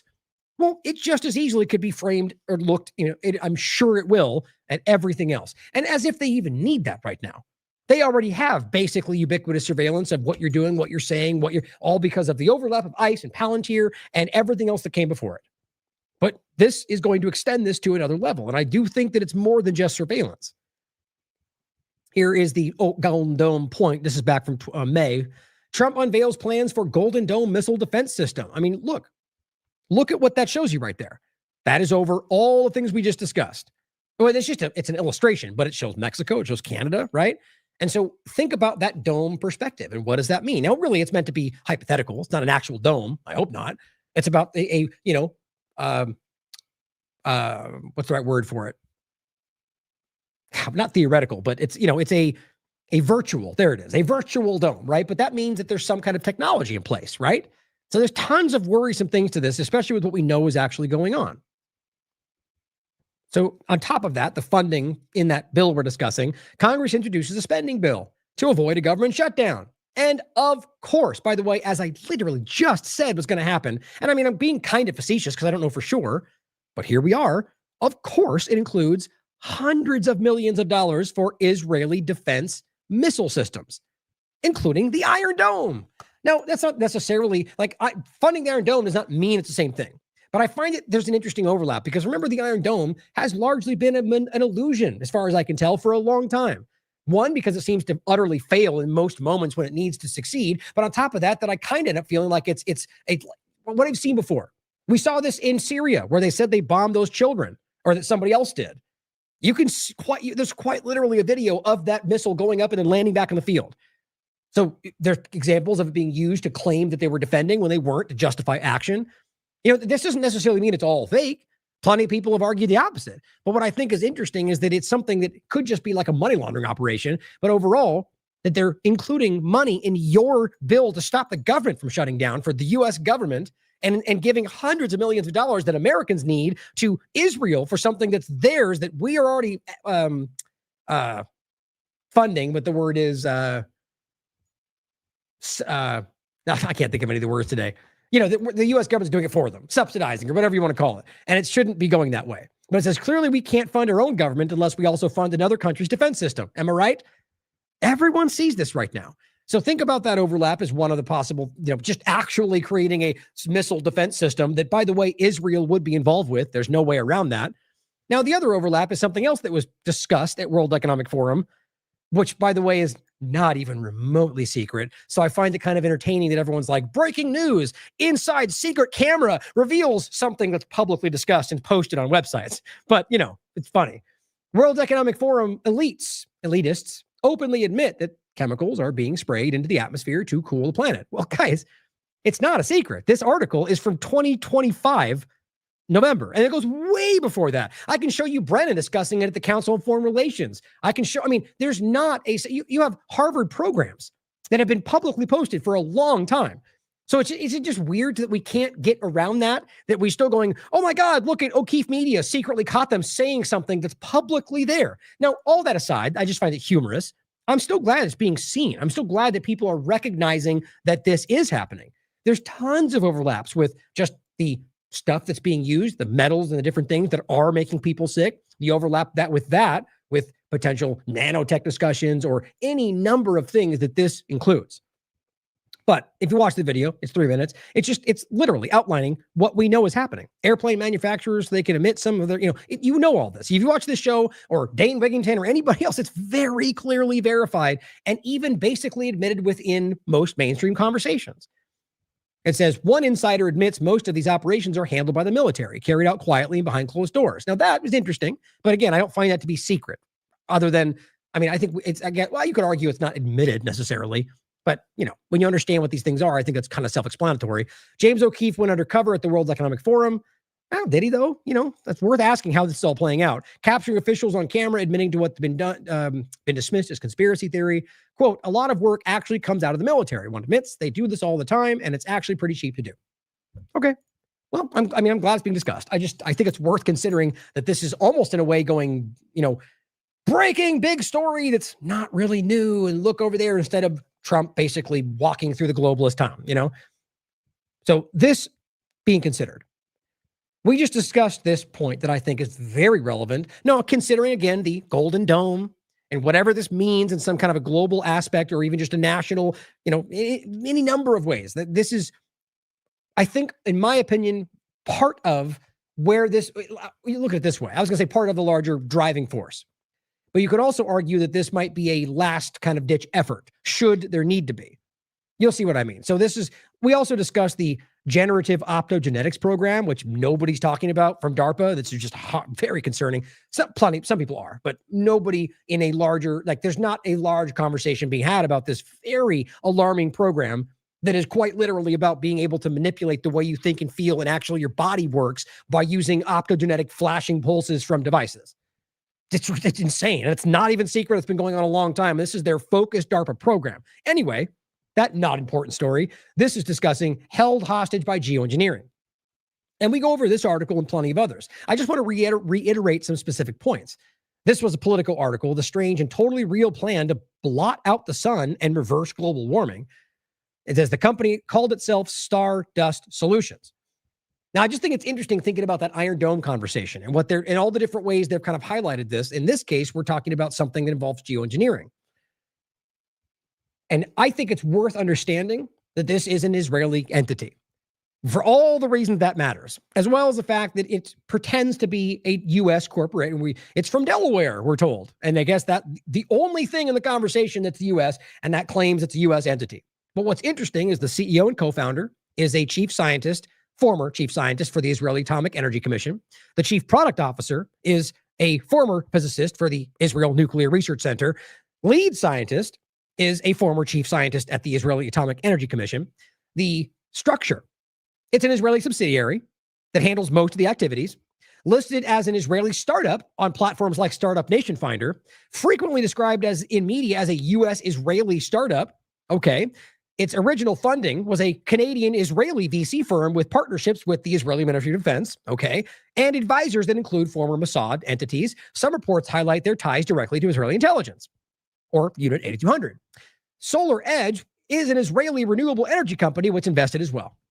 I mean, this is just wild how ridiculously obvious this is. So my point I made before this, when I discussed it, is one, that it's a concerning thing in general. And that's actually what I was going to say about this, is that the whole point about being held hostage by geoengineering, I'll just talk about it. The point I'm making is that in this conversation, one of the guys discussing this is outlining how this can be used, or rather just by accident, I guess. Once they start this program, which they already have, this is in the article, they've started doing it in Israel and places that don't care, that if this gets done in earnest, that ultimately it creates a situation where should they have to stop, it'll get exponentially worse. Weather, crazy, disasters. But the only reason it's rationalized is because if we don't do it now, we're going to die because climate change. I don't believe that for a second. And I think the evidence backs that up. But why would the argument be do something that guarantees this situation where we're on a knife's edge all the time, if for, claiming that it's about to get there? It just seems crazy. That seems to me like from a business perspective, that then you have a mechanism of control, right? To where you can say, oh, well, we don't like your policy, so we're going to stop doing this over your country, right? Or we're not paying your dues, so we're going to stop, or hold the whole world hostage, right? I mean, that seems like something that Israel would do. My personal opinion. Their government have made that very clear by, committing genocide and such. But I think it's wild to think about how that is being done, and it's being funded, or rather framed as a U.S. thing, and it's packed with Israel scientists, intelligence, and everything else, like damn near everything else we're talking about here, guys. And I think that's a part of this larger point. Now, on that simple point of just Israel, U.S. entities being influenced by outside Israel, funding and everything else, Chris Manhan points this out. First, this one, Israel-American Council, where all the Trump for America First people were there speaking about how they love Israel.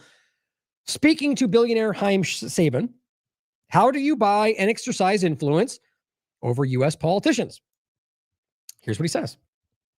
Many sessions here about how important it is to get involved, to build a relationship with politicians, and to have access.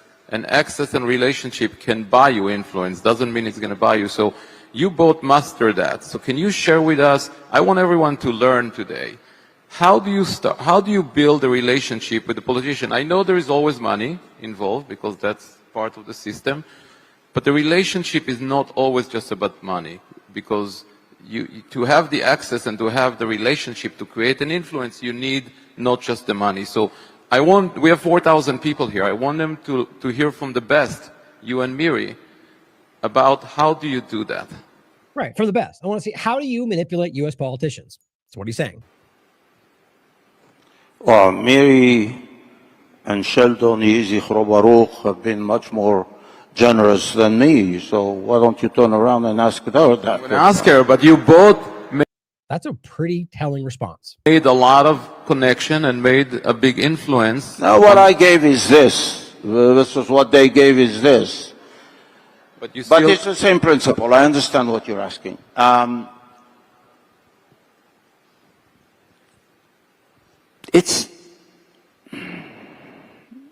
want to be cautious it's a system that we did not create.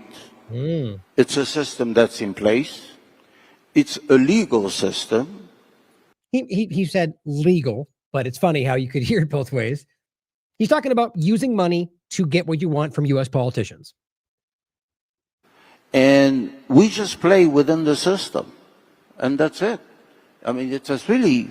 see, the way he breaks this down makes it very clear that they know people are going to be like the way he just said that, say, hey, we didn't build the system, we just use the system, which almost clearly suggests that he recognizes a, shadowy situation that's, in the gray area. Really, it's illegal when you understand the way this is working, especially from foreign entities.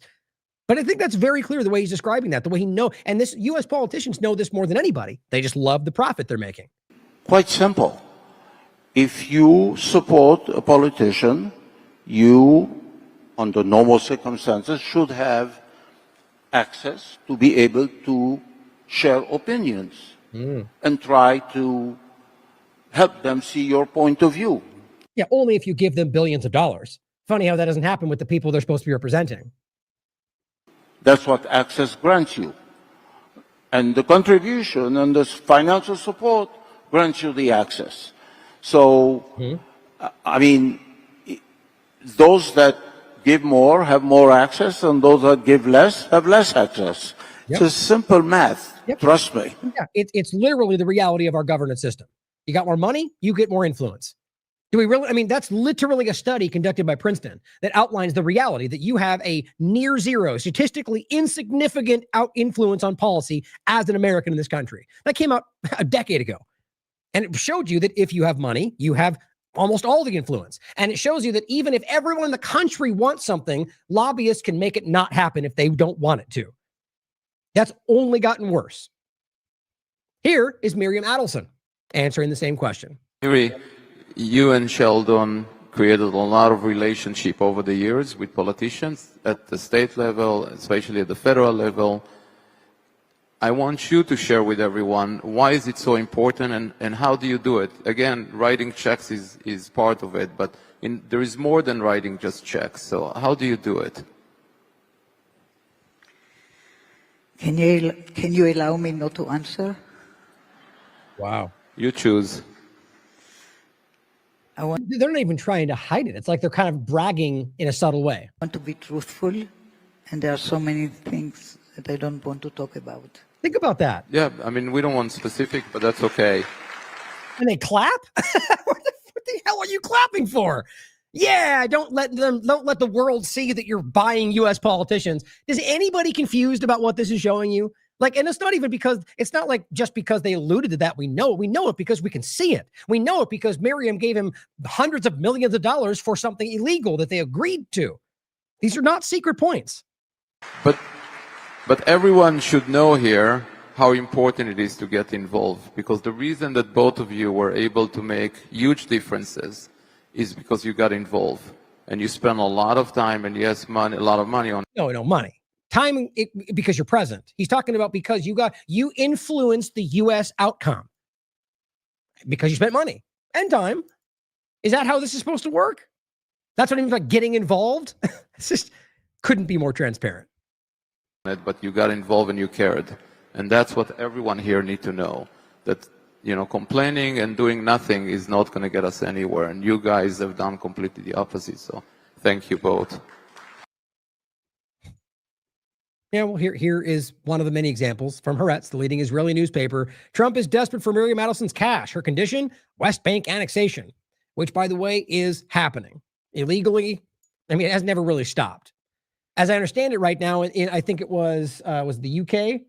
Well, I only saw this in passing, but trying to basically remove the West Bank terminology from the conversation. It's so obvious what's happening from most of these Western governments that are compromised or willing to compromise themselves for Israel's interests. So Marcus Diosint pointing out censorship around this very point, showing how compromised this platform is, as well as the Elon Musk circle and the entire discussion. Now, I was just briefly pointing this out yesterday. Apparently, as what was going around, because we were just showing this one. I showed this again yesterday. This is from a while ago. This AIPAC tracker exposing on 2024 that TLAV was being censored with tons of different things. This is a new one going around as of right now, where they're essentially through. I mean, again, I'm willing to bet you, probably as we're speaking, they've already probably altered this like they did last time, where you can't see it anymore. But it was Saudi Agris was showing this, going, look, Grok is telling me that they're de-boosting my content by 70%. He says, it's funny how Twitter will algorithmically boost AIPAC, which is what this is showing right here, but deboost anyone that is anti-Zionist genocide or criticizes Israel. Elon lied to everyone about free speech stuff to buy a platform he can use to reshape politics and world affairs the way he needs. Guys, this is the social engineering conversation. So this is him reshaping the conversation, the political interest, the way we view the world for where this is going. That's how I see this. Now, it could just be that I'm seeing this in the lens of what I believe is happening. That's fair. But this, what we're pointing to, is happening. So at least acknowledge that and then consider the way I'm looking at it, because these are real things. And here's APAC Tracker, yet again, on the point, exposing this. Grok just revealed that X reduced 40% to 65% of our visibility. Gee, I wonder why. Everyone's breaking it down. You know, it's not secret.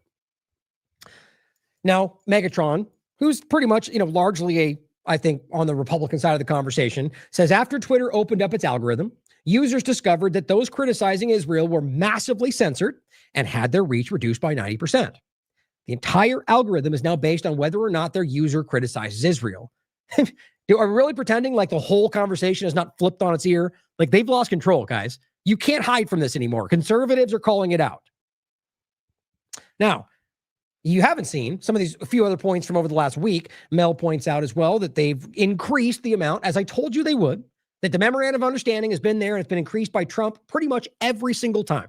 Now here we are again. $3.3 billion extra on top of the 3.8, almost $4 billion a year. $3.8 billion extra a year from Donald Trump. Plus, they're apparently now going to spend an additional $37.5 million to, quote, foster economic cooperation in the region. But America first, guys, keep telling yourself that. This is on top of all the other spending they just passed in November, like the $80 million for tunnel research, $8.6 billion for F-15s. So consider the tunnel research about as stupid as the HIV prevention in Uganda or whatever. It's just a narrative used to move money around. So in this case, who knows if it's a tunnel research or whatever they think you guys will accept as acceptable right now, or just in general. I mean, I could point to you right now examples from USAID that show you that many of those things from the woke side are still going on. The team just doesn't talk about it. More money. On top of that, Israel attacks wound civilians across Gaza in latest ceasefire violations. This one is from January 18th, and it hasn't stopped. The group that they're working with across the board are absolutely continuing to commit human rights violations, commit genocide. Donald Trump simply says when he's talking about Palestinians and Hamas, saying, they're just born with a weapon in their hand. Again, guys, it doesn't even matter who you're talking about. You're talking about an infant child being born and saying it's born a terrorist? Well, that's because that's what Israel's been saying. And that's what Trump is now just blindly repeating, apparently, that every Palestinian's a terrorist. Yeah, welcome back to the beginning of the conversation. And as I told you, like we said they would, because it was obvious, if you're paying attention, what they've always done and what they planned with this already violating stance of the yellow line they created with those cement pillars. Well, Israel moves the yellow line deeper into Gaza. I mean, it was self-evident what this was in the beginning. People just lie because that's what they do in the mainstream conversation, mainstream alternative. And the point was the original placing of those and then stopping them from being able to cross it was a violation of the ceasefire to begin with. And they shot anyone who tried to cross it, even though they were supposed to be allowed to go back to their homes. And what did I say at the time? Well, this wasn't some marker to build from. They were going to increase this and continue to move it. Started as 50, then it was 56, now it's 70. They're encroaching and taking and taking. Everything behind this line is what they're claiming it's all stuff that we're going to be rebuilding, and then they're pushing in and bombing into the areas that, it's about ethnic cleansing. Because these people, the Palestinians, are not even involved in the conversation of where this goes. If you haven't seen it, Gallant has said for the 15th time that Netanyahu was absolutely sabotaging the hostage deals.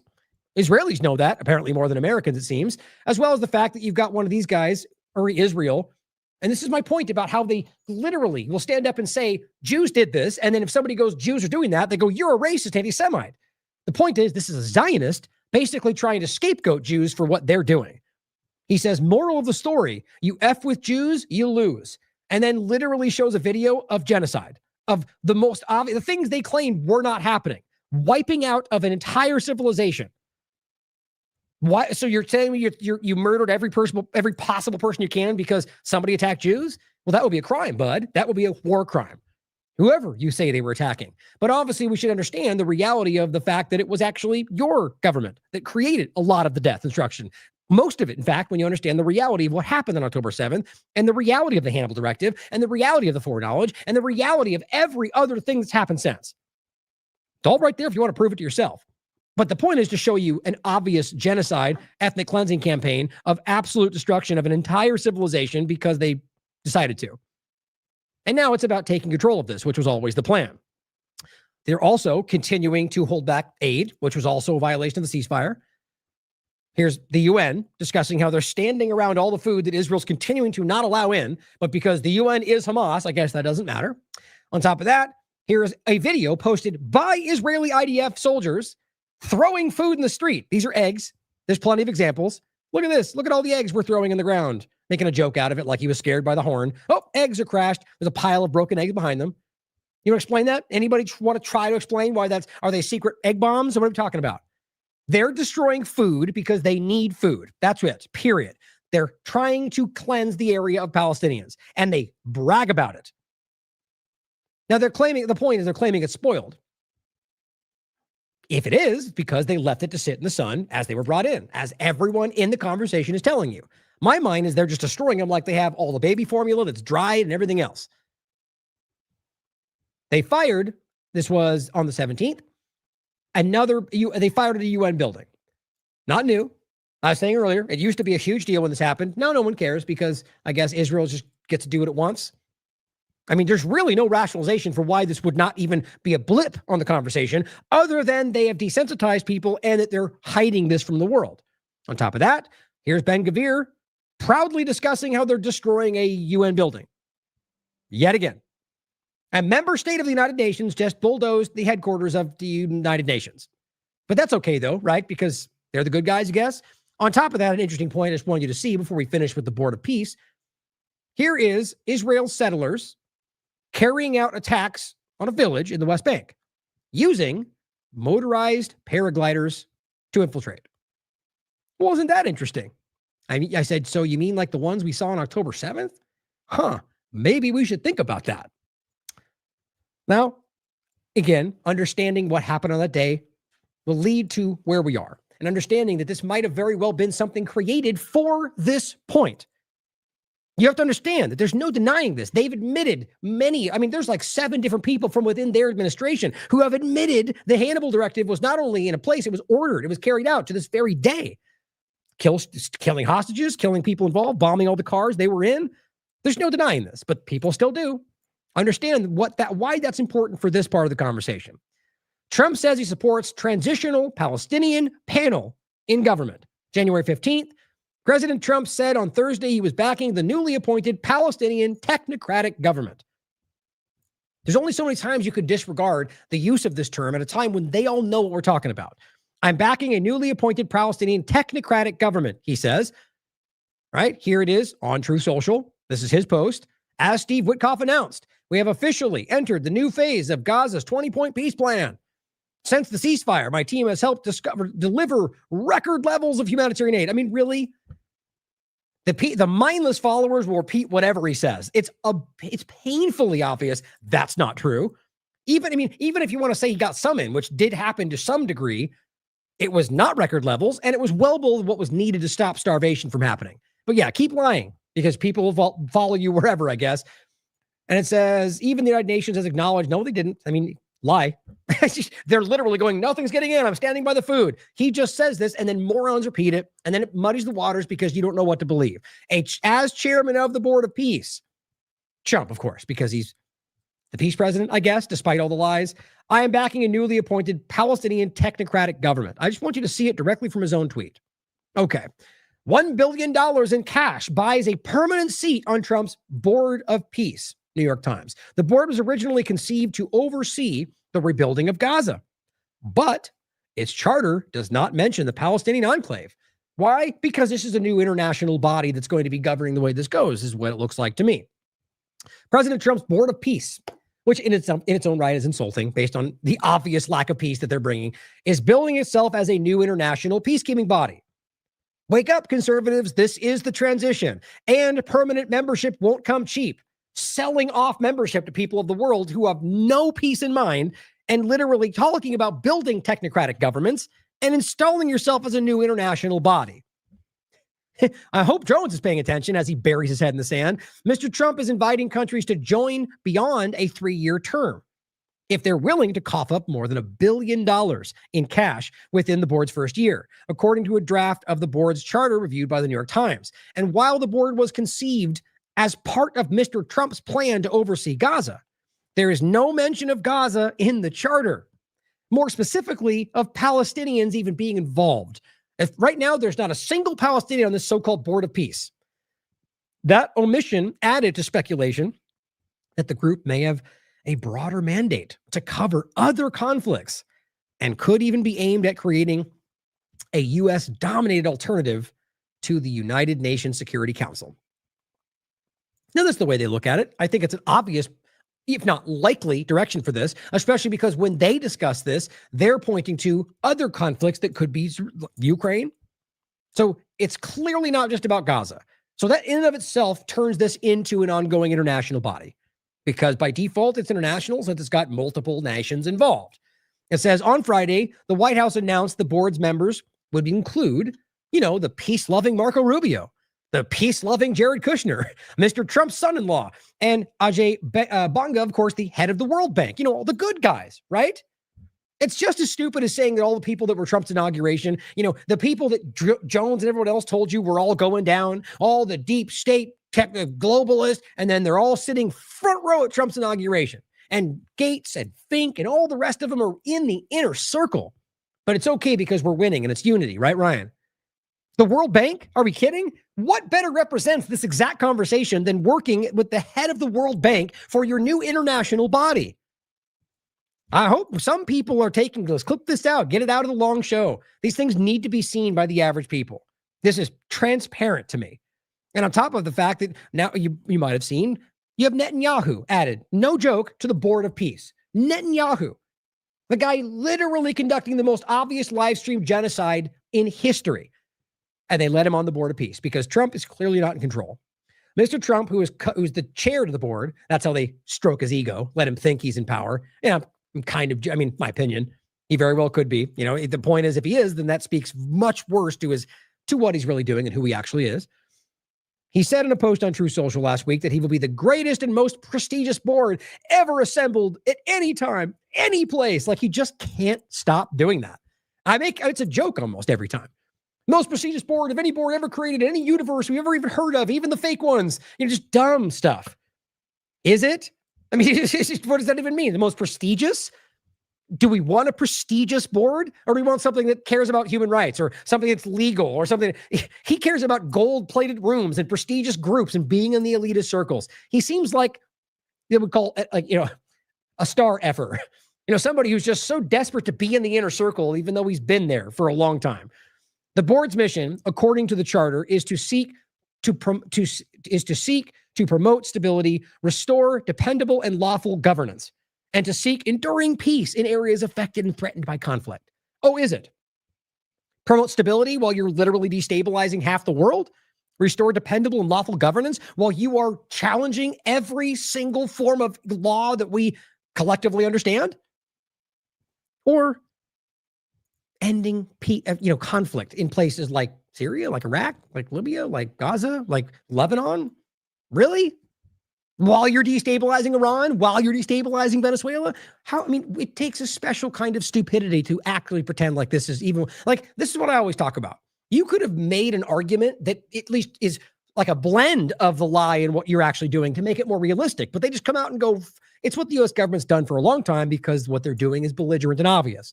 Freedom, while they step on your neck. I guess that works for some people. Along with the Board of Peace, the White House on Friday also outlined a Gaza executive board that would help liaise with the committee of Palestinian technocrats. That's not true, because the reality of the Palestinian element in this are not Palestinian. At the very least, we're talking about people who have collaborated and are willing to sell out everything that is Palestinian to be able to be on the inside. But as far as I can tell, these aren't even really Palestinians we're talking about. It's anybody else they can frame as being somehow an extension of the Gaza circumstance. And they say technocrats. It's on the nose to me. Liaise with a committee of Palestinian technocrats appointed to administer daily life in Gaza. Of course, at the complete control and direction of Israel and the United States. Freedom, though. The Gaza executive board includes Ali al-Tawadi, a senior Qatari official, and Hakan Fidan, a Turkish foreign minister. But keep talking about Palestinians, right? As that's what they're talking about right there. And it says, while an Israeli businessman is on the executive board, Israeli government officials have not been named to it, except now they've added Netanyahu, which is the case. And Netanyahu is absolutely a part of this, as we'll get into in a second. How embarrassing is that? I mean, they must be laughing at everybody. Simon Godek. The Board of Peace is formally ratified and established as an international organization. Simon says the fact that war criminals, Benjamin Netanyahu and Tony Blair, I mean, who is roundly recognized as somebody who lied about WMDs, are members of the Board of Peace, immediately delegitimizes it. I mean, guys, this is my point in general. There are more conservatives than not who are hyper aware of what Tony Blair is, hyper aware of what Netanyahu is, and we're going to pretend like this is peace, like this is not globalism, this is America first. I mean, I'm always going to keep making that point for those that need to hear it, but as I continue to say, this is already very made of this. I think this is conservatives are uncomfortably aware of exactly how contradictory this is. And that's why they're all starting to come and call this out and break this down. On top of that, when it was called out that they were doing this, letting billionaire elitists buy their way into a board of peace, here's what they responded with. This is Donald Trump's told the countries they can buy in. They say, this is misleading. There is no minimum membership fee to join the Board of Peace. This simply offers permanent membership to partner countries who demonstrate deep commitment by financial investment. So basically just bribing you to be a part. And he responds by saying, wait, laugh my ASS off. The White House account is officially confirming Trump asked countries to pay him $1 billion to become a permanent member of his fake UN. See, that's the response. That's just incompetence. Now, the Gaza overlap to this just couldn't be more clear. Here's our show discussing the Gaza Freedom City back in November 2025. Here's the breakdown of the Gaza plan. And I'll show you this one part that overlaps with what Kushner was just showing you. Remember, this is the same Gaza plan that all those, MAGA influencer team sport politics types were telling you when it came out was a fake Democrat hoax or whatever that one guy said that we made fun of. But it was a lot of them discussing this, acting like this is not even real. It's yes, it is. This is exactly what's happening. And we've been saying this long before we got here because these same pictures and these same discussions were being floated well before October 7th and were used again right afterward. We're going to make an island. We're going to put them over there. Remember that? It's all the same kind of use of the same agenda. This has been around for a long time. And so remembering this again, the images used, right? These were the same images that were used in that weird Gaza Riviera video they played with men with beards dancing and all the weird things they showed you, just making fun of you. It's the same pictures they're using right now on the stage and have been continued to use. And if you get into this, please do. More than just this part. You'll find exactly what we're always talking about. Digital assets, digital IDs, the whole thing. Read through it. We did it. We've done this more than once in a past show. So in this point, here's the 10 mega projects. And it gets into this mapping of the Gaza Strip. And again, you can go through this and see zero ground construction, modern AI-powered smart plan cities. Yeah, that is the smart city, 15-minute city, freedom city, network state. That's the same conversation. It's just, and that right here will be done through an ID-based digital system. Isn't that what we're all fighting? I thought so. But letting them build it there. This is the starting point of this new shift, guys. Now here is Jared Kushner walking you through the same plan, the master plan. So let's take a look at this. I simply said, Trump sure is dunking on the globalist as his team presents their WEF-endorsed joint agenda for a technocratic Gaza, sure is showing them. Here's the direct quote from earlier. I'm backing a newly appointed Palestinian technocratic government. Donald Trump. So we did a master plan. We brought in, I think, Yakir Gabay, who's one of the most successful real estate developers and brilliant people I know. He's volunteered to do this, not for profit, really because of his heart. He wants to do this. And we've developed ways to redevelop Gaza. I mean, does anybody actually believe that this is just for the good of his good, for his good intention? I mean, it's shockingly naive to pretend this guy, I'm just going to do it because I believe in it. They're profiting from this. in 1,000 other secondary ways if you don't understand that by now. Gaza, as President Trump's been saying, has amazing potential, and this is for the people of Gaza. We've developed it into zones. In the beginning, we were toying with the idea of saying, let's build a free zone, and then we have a Hamas zone. And then we said, you know what, let's just plan for catastrophic success. Hamas signed a deal to demilitarize. That is what we are going to enforce. People ask us what our plan B is. We do not have a plan B. We have a plan. We signed an agreement. We are all committed to making that agreement work. There's a master plan. We'll be doing it in phasing. In the Middle East, they build cities like this in 2-3 million people. They build this in 3 years. And so stuff like this is very doable if we make it happen. Rafa will start with, this will show a lot of workforce housing. We think this could be done in 2-3 years. We're going to get into this next. This seems to be one of the new locations, like one of the starting locations for whatever they're trying to do here. Already started removing the rubble and doing some of the demolition. And then New Gaza. Now, take note of the imagery, guys. That's the same imagery. Same example. Now, that shouldn't be some bombshell to you paying attention. But for those that haven't recognized yet that the same Freedom City, Pronomos capital, Prospero, network state, Gaza, technocratic state, all of this is interconnected with the same push. It could be a hope, it could be a destination, have a lot of industry, and really be a place that the people there can thrive, have great employment. Once this starts going, we think there should be 100% full employment and opportunity for everybody there. And we have a lot of data on what can be, but we think that this really gives the Gazan people an opportunity to live their aspirations. But it all starts with... I mean, think about that. So we'll force them into a place they don't want to be, and then it'll all be great for them. Well, shouldn't that be something they choose for their own futures? The insulting part of, on top of 1,000 other insulting parts, is the idea that they, no self-determination. Because we point to a group that we funded to say that's why they can't make their own choices. It's such a grossly, it's paternalism. They know better. The people committing genocide know better, and we'll choose for them for the benefit of the world. How many times in the past has that worked out? How to work for Syria, Iraq, Libya? I mean, these are tiresome points, because I think they already know this, and it's just about them doing it. And what we need to see more than anything right now is that we do not influence their actions. You can't solve a problem until you acknowledge there is one, and we do not influence what they do. They don't care what we think. Voting, whatever else you think, they do what they want for their other moneyed interests. And it's just time we start to see that. Otherwise, we can't actually engage with the problem, not earnestly. Security, and it all starts with governance. Final note I'll just say on the Board of Peace, which is that all the lessons we're doing is we're basically studying the best practices from all over the world, and we're watching who does education the best, who does healthcare delivery the best. Oh, isn't that interesting? Right? So absorbing all the lessons from the global dynamic and trying to absorb that into one global direction. Yeah, that's called nationalism, according to Alex Jones. All of these things it's not secret IP. All this is IP that the Board of Peace is going to make public, and we want to encourage all the countries to be able to follow these best practices. A lot of the things that President Trump is doing in America, if they're working, we should all be copying them. So let me ask you this. Why is the Board of Peace that's presented as an effort to rebuild Gaza and then be done, why are they talking about a model for future countries? Why are they talking about different ways to engage with future discussions? This is not obviously about Gaza alone. Simple. If we find what's working in other countries, we should be copying them too. And so what the Board of Peace will have the ability to do if we're successful with Gaza is really show how do you do peace implementation, which is... See? It's a model that they were going to progress and continue to push. This is a new international representation, a body, or, and you could argue, like I said at the beginning, that this is about a collective transition to this versus the old one, or that there's a resistance and there's other countries that don't want that change, but it's the same point either way. And that as Americans, we are being forced into this transition.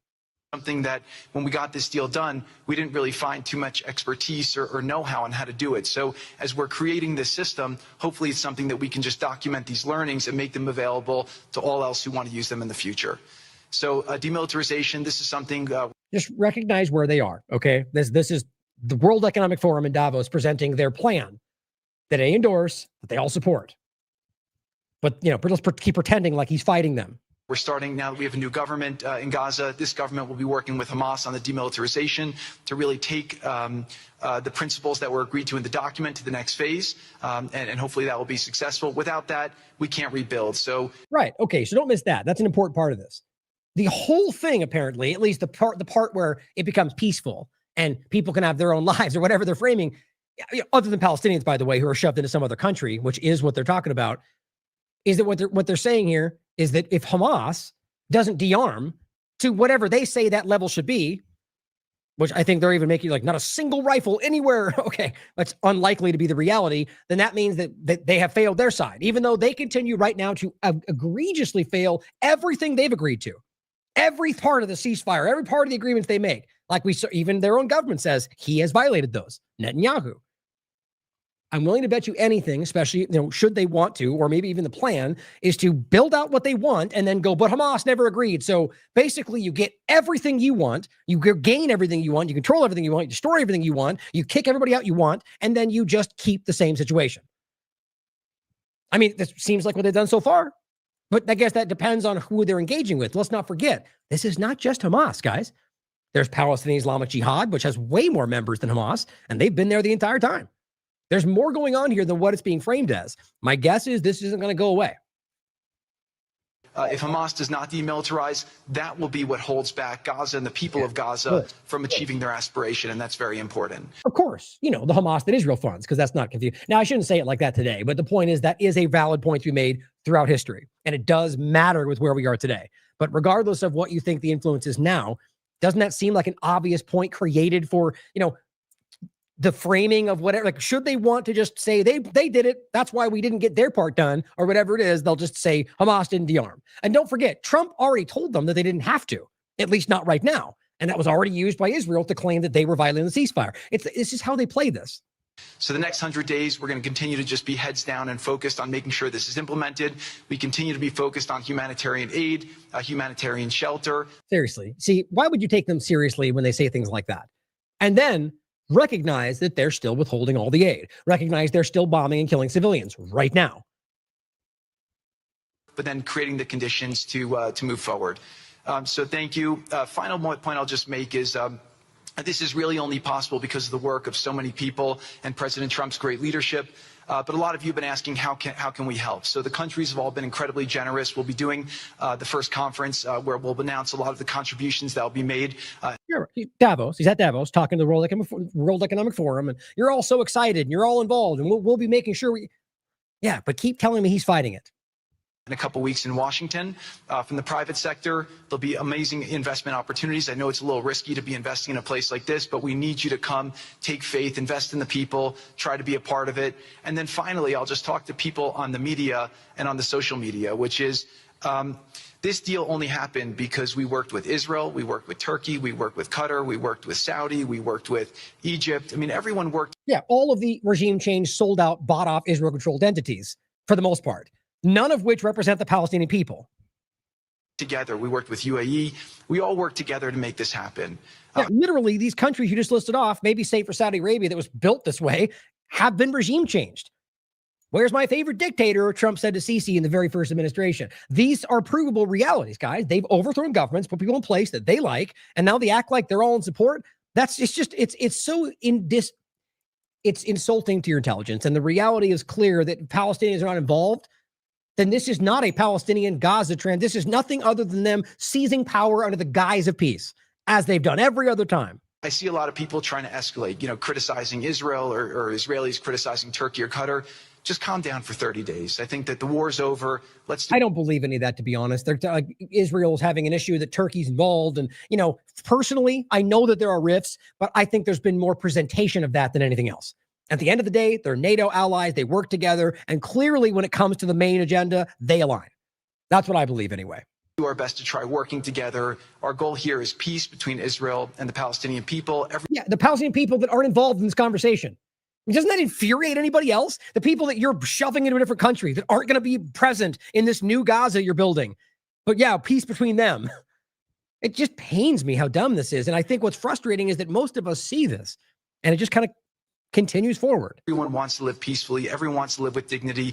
Let's put our efforts towards promoting those who are doing the work to build this up, like Ali and his committee. Let's focus on the positive stories, and let's just calm down, turn a new chapter. And if we believe that peace is possible, then peace really can be possible. So we're going to continue to work every day. We need all of your help to do it. And again, I just really want to thank President Trump for his leadership in doing this. This would not have been possible without your commitment to this. Everyone thought it was impossible to end this war. Like, you can just see it on his face. He's just smugly laughing like, yeah, listen up, all you people in here who think I don't know what I'm doing. It's like he's always fighting from behind this like insecure position where he's always been framed like by Obama as the one who shouldn't be there. It's like he's always pushing back against that. A lot of these people, stars, high-level people, are so much more insecure than you realize. I mean, just think about what an embarrassing moment that is. You know what I mean? Like, what are you talking about? This genocide supporting deal that you forced into a position that doesn't include the people you claim you're making peace with, and lying about 8 wars you've solved. Guys, you can ask anybody. You can look into the data of each one of those conversations. You can ask the people involved. You can ask Elon's built Grok, and they'll tell you that's not true. You can also ask about I guess now they're saying 8,000% increase in attack on ICE. It's also not true. There's nothing to back these things up. And I just keep saying them because that's classic propaganda techniques, right? Or lie repeated. How they know that. Now let's finish with this article from The Intercept, which I think is important. And it brings us back home to the original point and discusses the new Rafah. This is from yesterday. Plans call for new Rafah, built in Israel's image without Palestinians. Project Sunrise, which is what they're discussing, outlines a smart city with AI grids. Time to wake up and realize what's actually happening, guys. This is what they're planning in every one of these locations. Isn't this the team that was fighting the smart city, 15-minute city, WEF agenda? Come on, guys. Over the past several days, the Board of Peace, the long-awaited Trump-led body that promised to turn the Gaza Strip into what amounts to an international vice-royalty, was finally announced.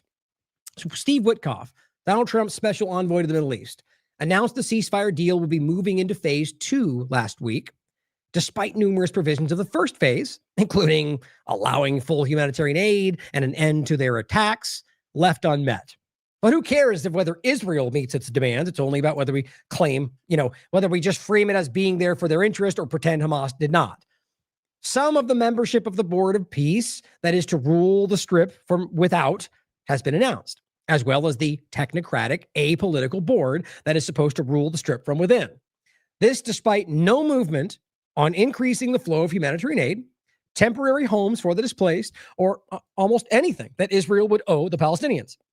Surprise, surprise. Like we totally didn't predict, everybody who's been paying attention, the obvious reality that they were never going to do anything for the Palestinians, that this entire thing has been centralized around removing them in any way they can from being involved in this or killing them all, which seems like their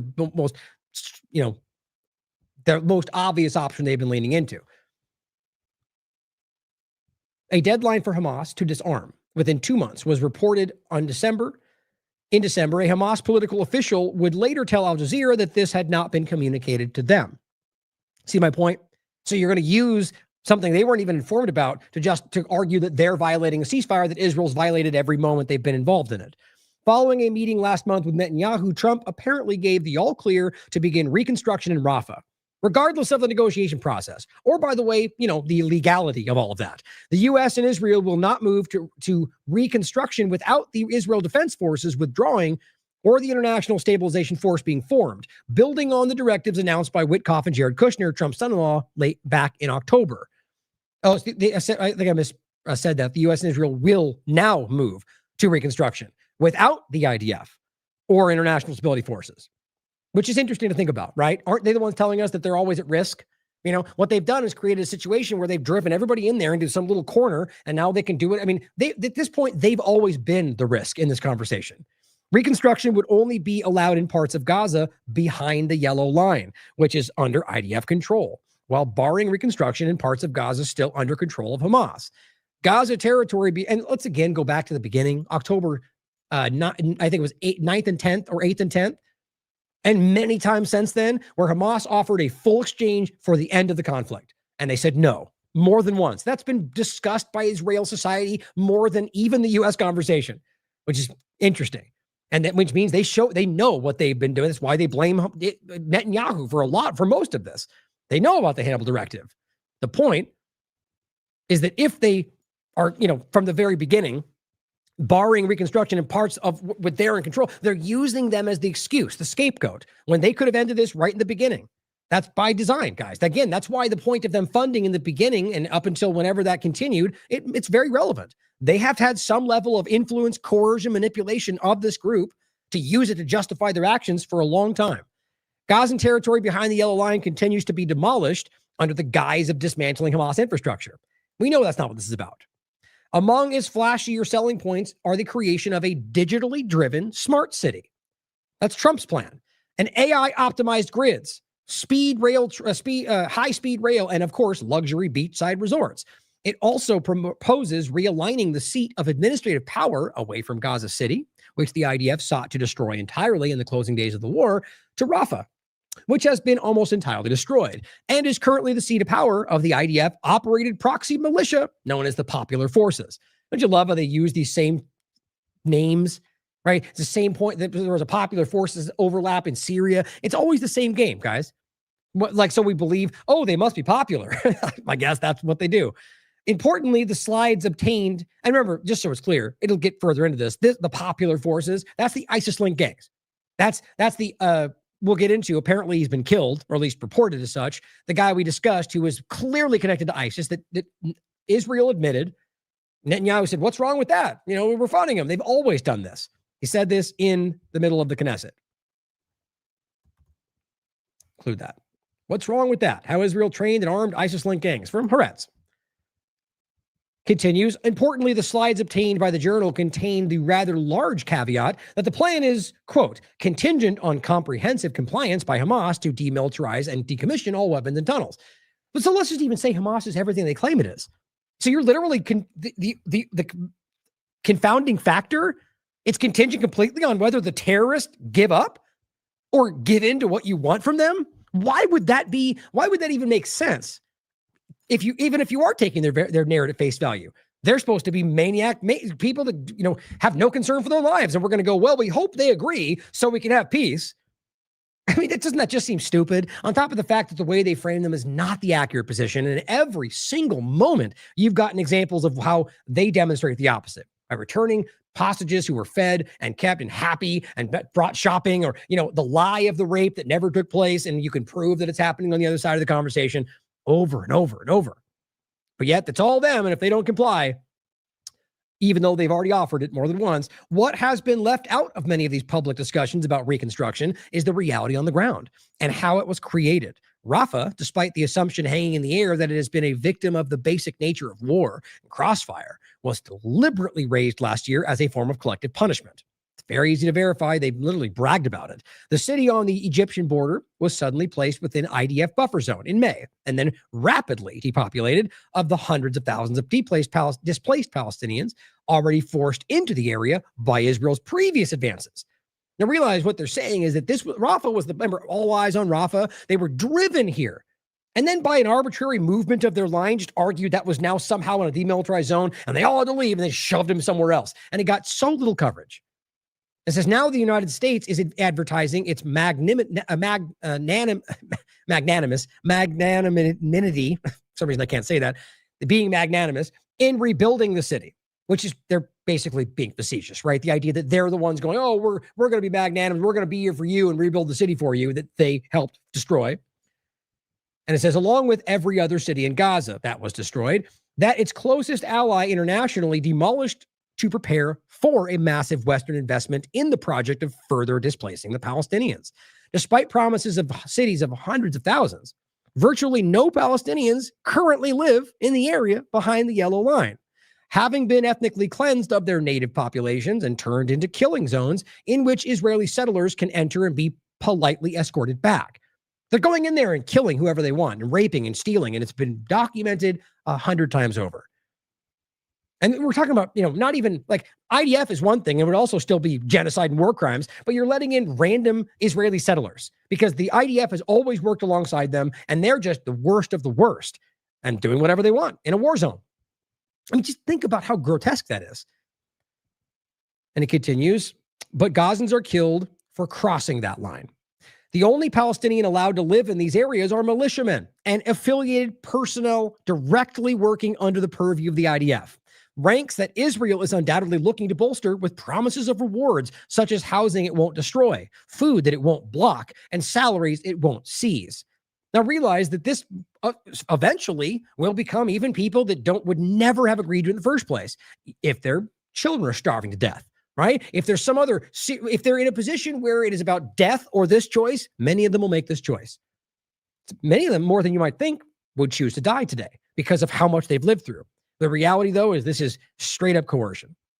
Videos have also emerged of the group's fighters torturing people, the ISIS-linked gangs, accused of being torturing people accused of being Hamas, and Palestinian police have reported instances of rape and assault against the families of those who have agreed to collaborate, which no one should justify anything like that. But you realize where they're at and what they've been dealing with. And now you have people that are on the Palestinian side who are going and collaborating with the IDF while they're committing genocide against their own people. And it says, in spite of attempts in the American media to portray the Popular Forces' previous leader, Yasser Abu Shabab, as a liberal trailblazer, it's like the Azov movement suddenly becoming freedom fighters. It's just painful how dumb this gets. Suddenly, he's a liberal trailblazer articulating a stable future.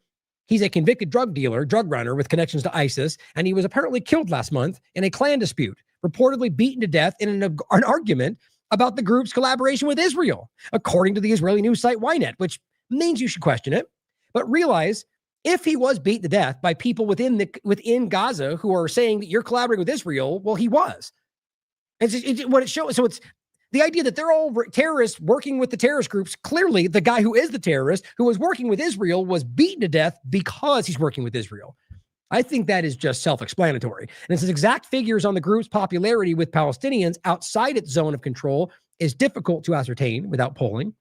But news of Abu Shabab's death was met with scenes of celebration inside of Gaza City, Khan Yunis, and refugee camps in Lebanon. Bet Hunun, a city in the north, once home to 50,000, appears to be in an area now demarcated for an AI data center. Guess we didn't get into that when it came to the new freedom city of Gaza. Yeah, we're going to steal all this land and make an AI data center that we're going to outsource for not Gaza, not Palestinians. And despite Netanyahu's publicly insisting in English, of course, because it's always about propagandizing Americans, that he intends to follow the ceasefire plan, is eager to move into phase 2 and eventually wants to withdraw from Gaza. So he claims anyway. Israeli officials in his government, however, have been screaming the opposite, which has happened. He wants Americans to buy the lie. That's what this is, because he's trying to help Trump maintain that, at least for his own interests. Katz told West Bank settlers in late December, quote, "We are deep inside Gaza because they have been. I've shown you this, and we will never leave Gaza. In northern Gaza, we will establish Nahal pioneer groups in place of the settlements that were evacuated," referring to Israel's paramilitary unit that established agricultural outposts inside the strip back in the 70s that later became illegal settlements. So what he's saying is, we are going to retake all of Gaza, make it all new settlements. Netanyahu is apparently also pushing his own distinct plan. And this is likely what will actually happen. In his meeting with Trump, the Israeli prime minister reportedly pushed for a move where Israel would take control of 75% of Gaza, which is already where they're at, basically with that yellow line, up from the 53% it controlled at the start of the ceasefire. While no such shift in plans took place, at least in public, moves have already been made to create this reality on the ground. You got everybody from Witkoff to Kushner out there just saying, "Oh, this is what's actually happening." You think they don't know this? If we know this, then they know this. And so what they're doing is hiding the fact that Israel, just like in Syria, was under the guise of the U.S. or whatever, the U.S.'s interest, they claim, of freeing Syria. And the moment that they had an opening, Israel swept in, took control of everything. I mean, everything is a stretch, but took control. Bombed what it wanted, took what it wanted, its forces roaming around. It's quite obvious. Okay? The Israeli military has continued moving the yellow line demarcation blocks around Gaza further and further inward, seizing what is estimated to be 10% more. So if that's correct, then it was 55, 65 of the territory, expelling the population living there, which is quite obviously a violation of the ceasefire. Guys, this is incredible. Instead of expanding access to humanitarian aid under the provisions of the ceasefire, Israel has banned a host of aid groups from operating. Analysts at the Forensic Architecture identified 13 new military outposts built by the IDF in Gaza since the ceasefire took place. Pretty sure building military outposts is a violation of the ceasefire. Talk is already brewing that Israel may foresee a return to the war in March if Hamas does not forfeit every single rifle it's in possession. Right. So suddenly you go, look, there's a rifle. We knew it. They violated it. And just so happens to have a Star of David on it or something. That's how dumb this has been. My point would be that they don't even need to prove any of this. They'll simply argue that there was a fire. They fired at us today. We know they're not disarmed. Who knows if it's even real? And secondarily, why would they disarm? What has anything been done to show them that that's in their interest, even though they've agreed to it? The project envisions that they may have to be moved to a third country, all of Palestinians, while the strip's being rebuilt, potentially Somaliland. Ooh, what a surprise. Who didn't see that coming? Because they've literally planned for that. What's crazy to me, does anybody think for a second that they're going to let them come back? Why would they ever do that? They've literally built this discussion with Somaliland seemingly for this purpose. Already, it says, American plans for the Board of Peace are coming apart. What was originally planned as what amounts to a viceroyalty over Gaza has quickly expanded in Trump's mind to one day encompass American plans in Ukraine, or perhaps even Greenland. It's almost like they have a larger plan for the Technate. Netanyahu stands on the precipice of an arrangement undeniably beneficial to his agenda. Shocking, right? Like we didn't see that coming. An expanded collaborationist network, more Palestinian territory depopulated, and a path to reestablishing settlements in Gaza. Everything they talked about, everything all the settlement movement wanted, all brokered by potentially tens of billions of foreign investment. So they're being paid to do what they originally wanted. All under the banner of humanitarian decency and peace on earth. Right. Again, don't miss that last part. Israel getting everything it wanted, everything we told you it was seeking, and in fact being paid in many ways for doing it. Benefiting for the genocide. You got to be real about this, guys. It's grotesque. Truly. So I'll include, by the way, this post, it's a video you should watch from DD Geopolitics. Or no, excuse me. This is that's the other one. This is Double Down News. The Palestinian genocide, the ultimate evidence. Now it's basically a person reading off information, but it's worthwhile. It's incredible. It's like 14 minutes, I think, and if I remember correctly. And it's all verifiable information about the horrible things that they've done. That is just beggars belief, guys. That I can't believe that this is actually where we are. So I'll leave you with a clip that I just remembered I mentioned the Princeton study. Might as well end with that to recognize how broken this is, even from the most basic political standpoint, and hope that people can recognize that all of these things are designed, including the thing we're going to end with here, to drive you into a certain position. And again, you don't have to believe me or agree with my framing of this, but the parts that I'm showing you that I point to then outline why I think what I do are not debatable. It's all right in front of you. It's all happening. They're even telling you this is happening. I mean, beginning to frame it as something that on its surface becomes a global entity. I just don't know why we can't be honest about this. And I mean, in the real circles outside the team sport politics, because there's such an obvious bleed over right now into people, who are somewhat partisan, but not team sport, not blindly adherent to what the team says, but still seem to be in some way falling for some of these agendas. And I just need, what I want is for this to get to a point to where this conversation is like we did with COVID-19, right? I genuinely think we had a successful effort in there to where we got it to a point to where the information was so on the surface that they were forced to then counter that information, right? We're almost there in a lot of ways in this conversation. But I think when it comes to whether the network state discussion or even just Gaza in particular, it's gotten to a point now where they've sort of shoved it back out of the conversation. And we need to make sure that this is something they're engaging with, that they're not hiding behind the guise of peace as they literally destroy an entire population. So thank you for tuning in. Please look into this information and the larger point of where I think this is going, and Trump's new UN and the globalist agenda that's clearly being, that's insultingly being framed as the exact opposite. And as all the screaming people out there who claim they've been fighting it now suddenly tell you it's all over. Like they did when Trump first got elected. Remember that? We did it. We beat him. It's over. Funny how they keep trying to play that game, right? Thank you for tuning in. I love you all. As always, question everything. Come to your own conclusions. Stay vigilant. For the last few years, I've had this sense that everything I learned as a kid about how America's government works is completely wrong. But I had no idea how bad things actually were until I saw this one graph. Researchers at Princeton University looked at more than 20 years worth of data to answer a pretty simple question. Does the government represent the people? Now, this is what they found. This axis here represents public support for any given idea. On the left at 0% are ideas that not a single American wants. On the right at 100% are ideas that everyone supports. This axis represents the likelihood of Congress passing a law that reflects any of these ideas, from a 0 to a 100% chance. On this graph, an ideal republic would look like this. If 50% of the public supports an idea, there's a 50% chance of it becoming law. If 80% of us support something, there's an 80% chance.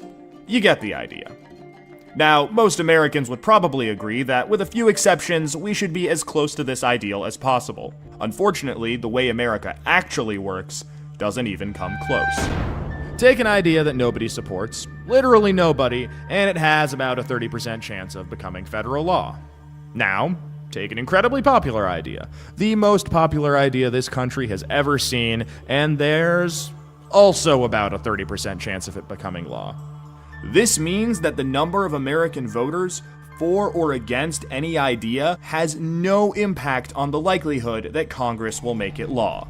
Put another way, and I'm just going to quote the Princeton study directly here, the preferences of the average American appear to have only a minuscule, near zero, statistically non-significant impact upon public policy. So if you've ever felt like your opinion doesn't matter and that the government doesn't really care what you think, well, you're right. But there's a catch. This flat line only accounts for the bottom 90% of income earners in America. Economic elites, business interests, people who can afford lobbyists, they get their own line. Look at how much closer their line is to the ideal. When they want something, the government is much more likely to do it. And when they don't, they have the power to completely block it from happening, no matter how much the rest of the country supports it. They get what they want, and guess who ends up paying for it? We pay for it with the most expensive healthcare in the world. We pay for it with a tax code that's a complete mess. We pay for it with internet that's slower and more expensive, with wasteful spending, a floundering education system, a catastrophic drug war, and 1 in 5 American children born into poverty. Almost every major issue we face as a nation can be traced back to this graph. How does this happen? Well, just follow the money. Right now, it's perfectly legal to buy political influence in America. Here's how it works. Let's say a big bank wants a law that would force taxpayers to bail them out again if they repeat the exact same reckless behavior that crashed the global economy in 2008. Not exactly the most popular idea with the public, and Congress knows that. That should be the end of it. But that's where the money comes in.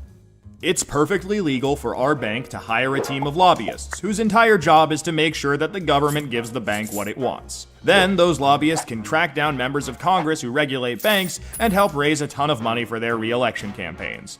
It's perfectly legal for those lobbyists to offer those same politicians million-dollar jobs at their lobbying firm. Then, those lobbyists can literally write the language of this new bailout law themselves and hand it off to the politician they just buttered up with campaign money and lucrative job offers. And it's perfectly legal for those politicians to take the lobbyist-written language and sneak it through Congress at the last second. So now you've got a law that greatly benefits the banks, and the whole process can start over. This is how a bill becomes a law. A special interest hires some lobbyists, those lobbyists collect campaign contributions, offer jobs, and then write the laws that Congress then passes to help those same special interests. This happens every day on every single issue with politicians of both parties.